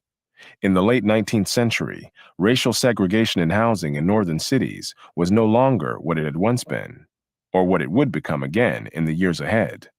In Detroit, as early as 1860, no neighborhood was even 50% black. In Chicago, as late as 1910, more than 2/3 of the black population lived in neighborhoods where most residents were white. But after the mass migrations of blacks from the South, attempts by blacks to move into white neighborhoods in Chicago were met with violence, including bombings. New York, Philadelphia, and Washington were also cities which began to restrict blacks to ghettos only after the massive influx of Southern blacks and their redneck culture. That right there is very important, because they're talking about, oh, how great it was to be in the North, but as they were moving in from the South, they considered them lower class, lower than human. Mhm. And it wasn't just the white communities. It was the black communities that were like, oh, they're uncouth. They're not appropriate for what we're trying to do. And that there comes your separation. Mhm. And it's happening again. Yeah, absolutely. Well, part of that is the fact that people don't understand the history anymore because it's not taught the way it should be. That's Right. what, that's part of that's why we're here, because that you got to think about how many kids are being educated with omitted history, let's just call it that, and a version of history that isn't accurate and that paints a dire picture. That sets a tone for the rest of their life. That's every day. Like when we talk about education, like the school year just got out, right? But for the last how many months, every day kids were being educated, every day, in every place we can think of. it's by telling you that it's acceptable to chop off parts of your body. Well, yeah, but not to understand, the truth about history, right? To paint it into this evil race trying to do all these horrible things everywhere. And it wasn't one race trying to do it. It's just people looking out for themselves. Well, and plus the things that they talk about being inherently American evil that were worldwide, and the attitudes were different and about those kind of topics. And we advanced those issues into modern feelings on them, and without taking a clear look at what was going on. We focus in on this one group as victims, and because that feeds this divisive narrative, where we can blame one group versus another, which is a very subversive tactic, which we have learned about, and we're going to learn more about as we go further in this series. We're going to see how Marxists influenced the Black community during the civil rights era, and that they had a long-term plan for that backs a lot of this up in terms of the degradation of the Black family and the breakdown of the community, right? So part of the solution to repairing what's going on in this country is making sure that kids grow up with the right history, right? So that they don't have these predisposed weaknesses to be exploited later on. Well, That, and you that know, was for it goes into cults, goes into everything that we talk about, like that little break an identity that's based on based on false information or omitted information. This opens the door for things down the road. well, and also that was part of the Federalist Papers, is talking about how easy it is to separate people out and really call them, something other than, if you got these little groups that are fighting amongst themselves, then you get a big separation of what is considered the United States. You end up with these little pockets, and everybody's fighting amongst themselves and amongst each other, and it makes it makes the United States very vulnerable to outside influence and attacks that can destroy what has been created. And So- it's on a much more of a global scale. So I got a comment here. So, Winning Reality, do we have another narrative that differs from Du Bois? This is not Du Bois' narrative. This is Thomas Sowell. Yeah, He's reading Thomas Sowell's work. Well, and part of Du Bois was influenced Thomas Sowell too. So Okay. I understand where Suzanne's coming from. Yes. Okay. Now, in terms of is not fully correct. That's, you got to bring a lot of stuff to the table for that one. Right. Yeah. I don't know what that means. Yeah. You can't cover it all in one stream. Right. Well, to break down what exactly that means, and then to pull the evidence in for either side to dispute the point. That's a what. lot. Yeah. So everybody's entitled to view the material and come to their own conclusions about it. Hopefully, it inspires people that are listening tonight to not only hit the thumbs up button and subscribe, but also to join me on Rumble as well, or in Locals, but also do their own research. Like, honestly, everything we do here is supposed to be inspiring individuals to get active in their minds and in what they do. And that includes going back and looking into topics and researching and looking up words you don't understand and maybe readdressing old beliefs. Now, this is definitely material that's going to challenge some belief systems out there, because we've been ingrained with that history, right? And that idea of things. So it's always good to come here with the open mind, saying, hey, no one's going to try to convince me of anything. It's just a great place to come and listen and discuss. And, we're going to hear some things that, and from some people that we don't necessarily always agree with, but we can learn by analyzing what we're looking at, and we can be inspired to do more with ourselves, and in terms of research and qualifying our own beliefs. That's the whole point of this, and solution culture in general. Yeah, couldn't say it any better. In many cities, blacks were prevented from moving into existing white neighborhoods, but in other cases, whites simply moved out when blacks moved in. Harlem, the first of the great northern black ghettos, was still predominantly white as late as 1910. Racial segregation in housing became an explicit law in Baltimore in 1911.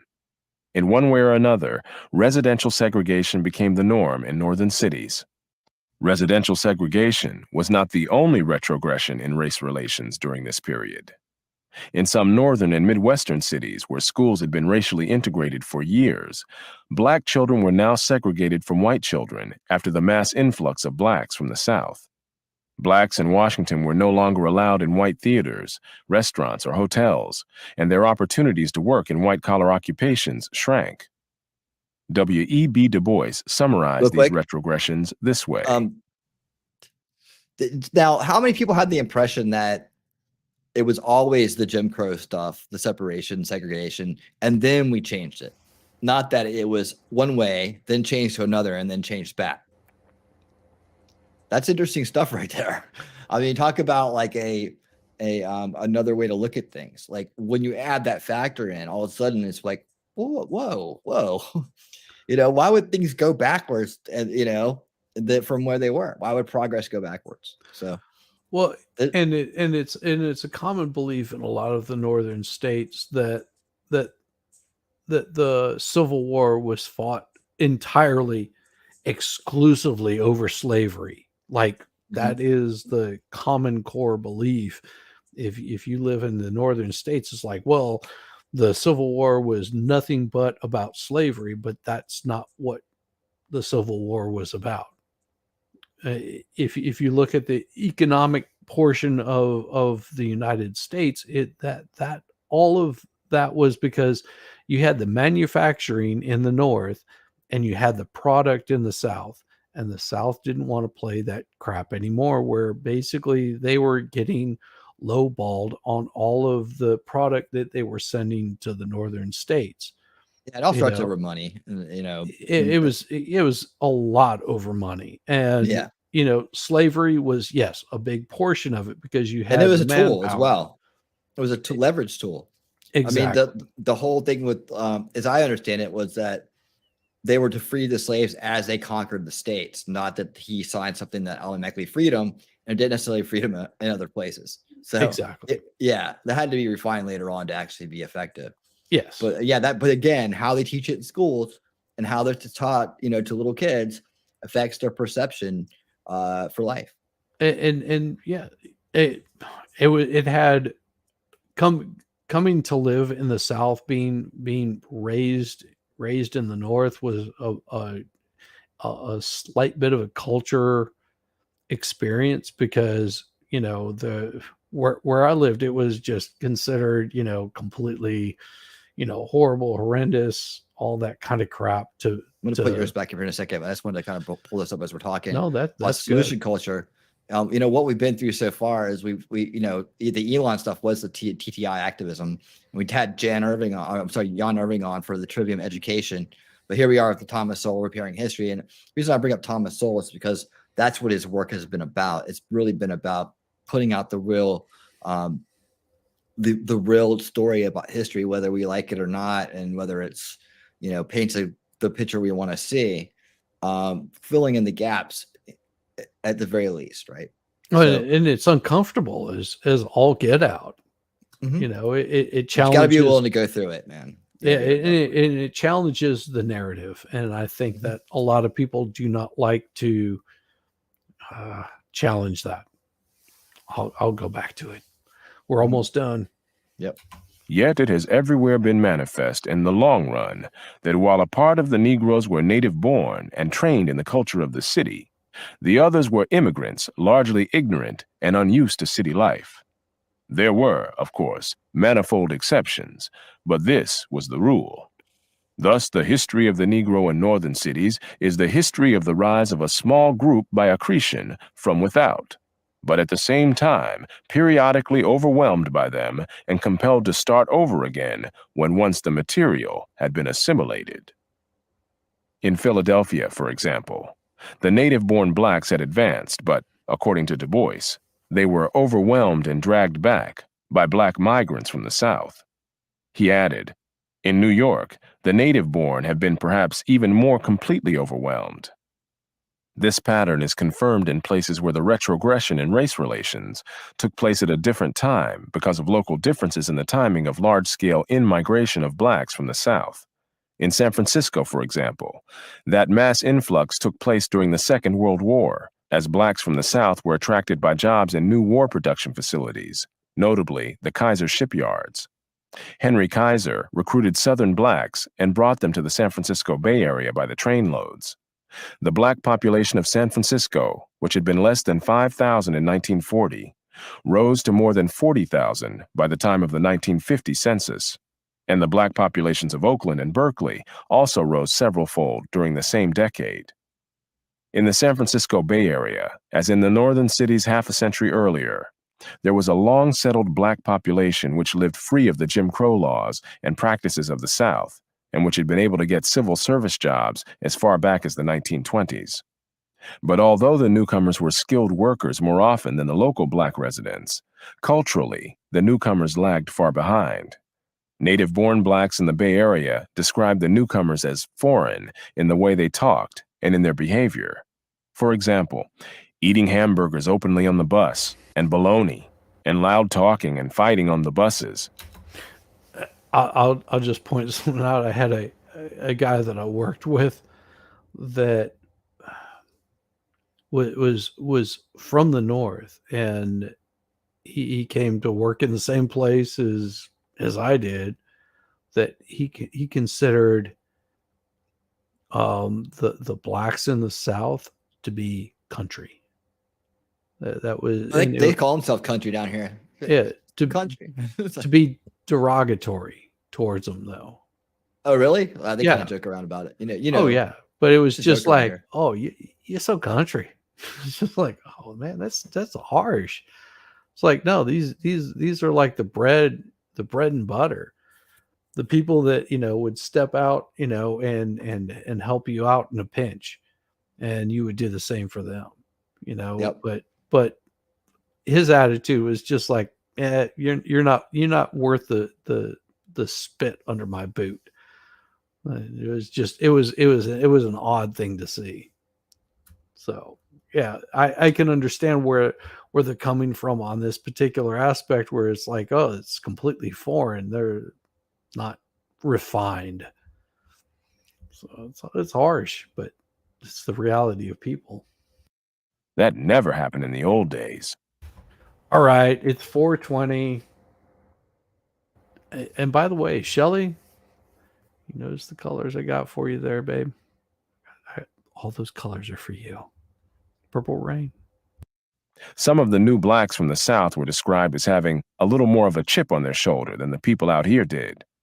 Many local blacks thought that white racism increased after World War II, when both Southern blacks and Southern whites began arriving in large numbers. A similar retrogression in race relations on the Pacific coast during the Second World War occurred in Portland, Oregon, where again there were large influxes of black workers to take jobs in the growing war industries.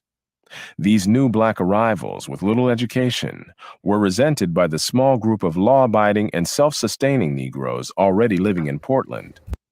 As in other places and times, a ghetto now developed in Portland, and discriminations in regard to civil rights were instituted. On the national scene, the much later receding of racism and the socioeconomic advancement of blacks in the second half of the 20th century cannot be attributed simply to the passage of time, for the passage of time had produced major retrogressions in race relations before. Nor can these advances be attributed to the civil rights laws that began in the 1960s, for the advancement of blacks antedated any serious civil rights legislation by years, and was in fact more dramatic in the years preceding such legislation. Between 1940 and 1960, the percent of black families with incomes below the official poverty line fell from 87% to 47%. In various skilled trades, the income of blacks relative to whites more than doubled between 1936 and 1959. The principal factor that raised black incomes during that period, both absolutely and relative to white income, was migration, from low-income areas to higher-income areas. However much these migrations set back those blacks who were already living in northern cities, this movement from the South put millions of blacks into places where their children would get better education, while their parents had better job opportunities. With the passing years and generations, more and more of these migrant families ceased to be black rednecks, acculturating themselves in new surroundings, as minority groups tend to do in countries around the world. Once again, racial barriers began to erode after World War II and before the civil rights legislation of the 1960s. Perhaps the most dramatic example was the crumbling of racial barriers in professional sports, exemplified by Jackie Robinson's becoming the first black Major League Baseball player in 1947, 17 years before the Civil Rights Act of 1964. A poll that year showed his popularity to be second only to longtime entertainment idol Bing Crosby. The process of ending racial segregation in American military services was also begun during the Truman administration, years before segregation was declared unlawful in civilian life.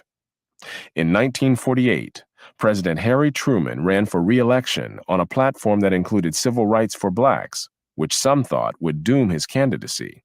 But the fact that he won suggests that white public opinion had already begun to change. The Civil Rights Act of 1964 and the Voting Rights Act of 1965 dealt major blows to racial restrictions, especially in the South, and had dramatic effects on the number of black elected officials. Economically, however, the upward trends in black income and occupations that had begun decades earlier simply continued, but at no accelerated rate. The rise of blacks into professional and other high-level occupations was in fact greater in the years preceding the Civil Rights Act of 1964 than in the years afterward, and was greater in the 1940s than in the 1950s. Behind such developments was the fact that blacks were closing the gap between themselves and whites in years of schooling during this era. In short, major social transformations within the black community were having an impact in their economic condition. It would hardly be surprising if it also had an impact on how whites viewed blacks, as had happened in the 19th century. The civil rights legislation of the 1960s may well have been an effect of the rise of blacks, rather than the sole or predominant cause of that rise, as it has been represented as being by those leaders, black and white, with incentives to magnify their own role in racial progress. The difference between cultural explanations of changing race relations and explanations based on political acts or swings of the pendulum in white public opinion is not just a matter of intellectual preference. There are wholly different implications, not only about the past, but especially about the future.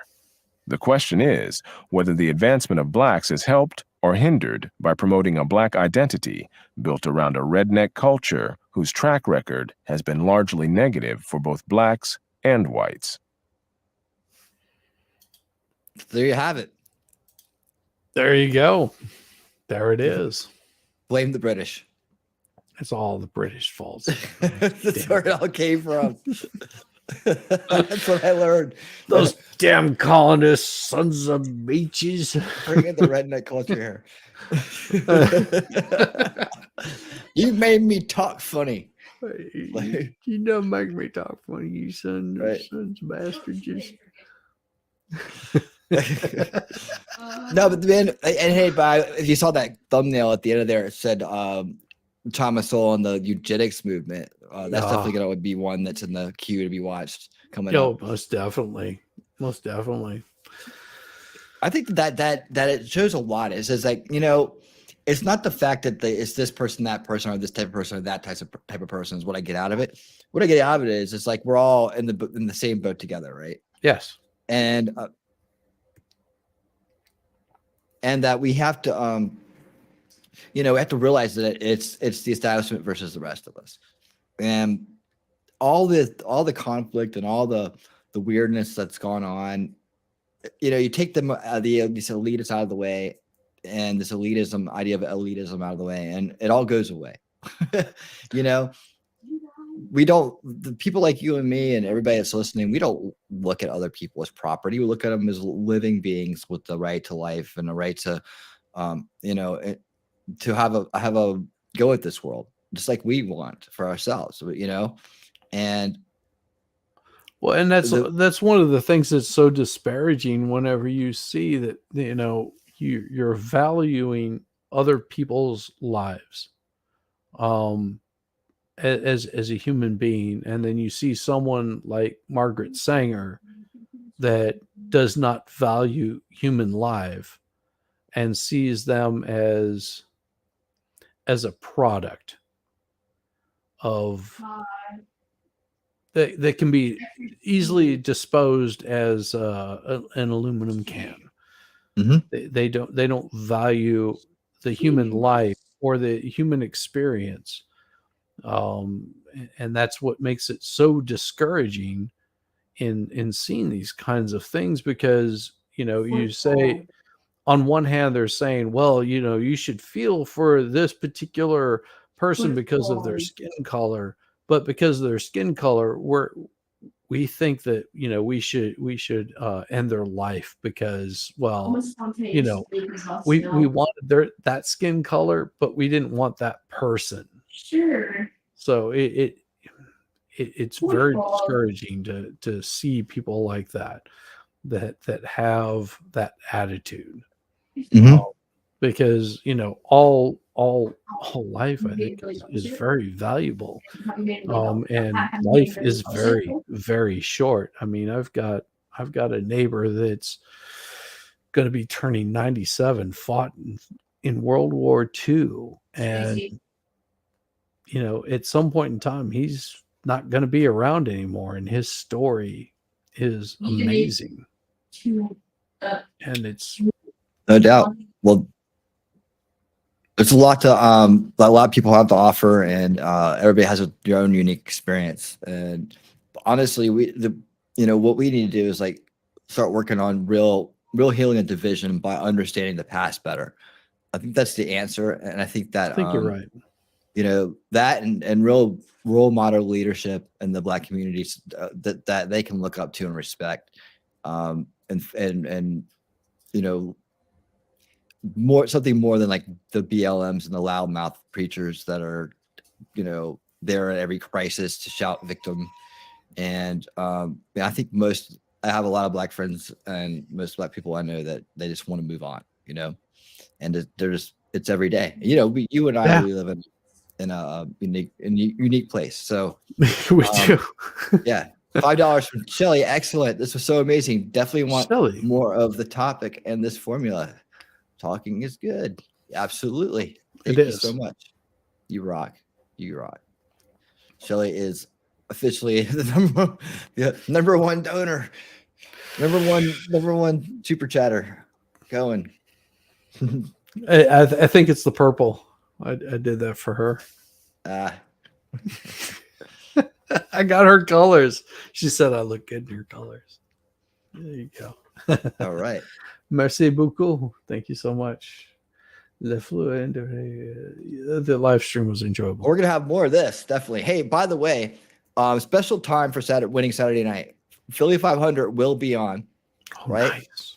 The number one Philadelphia Eagles YouTuber is going today.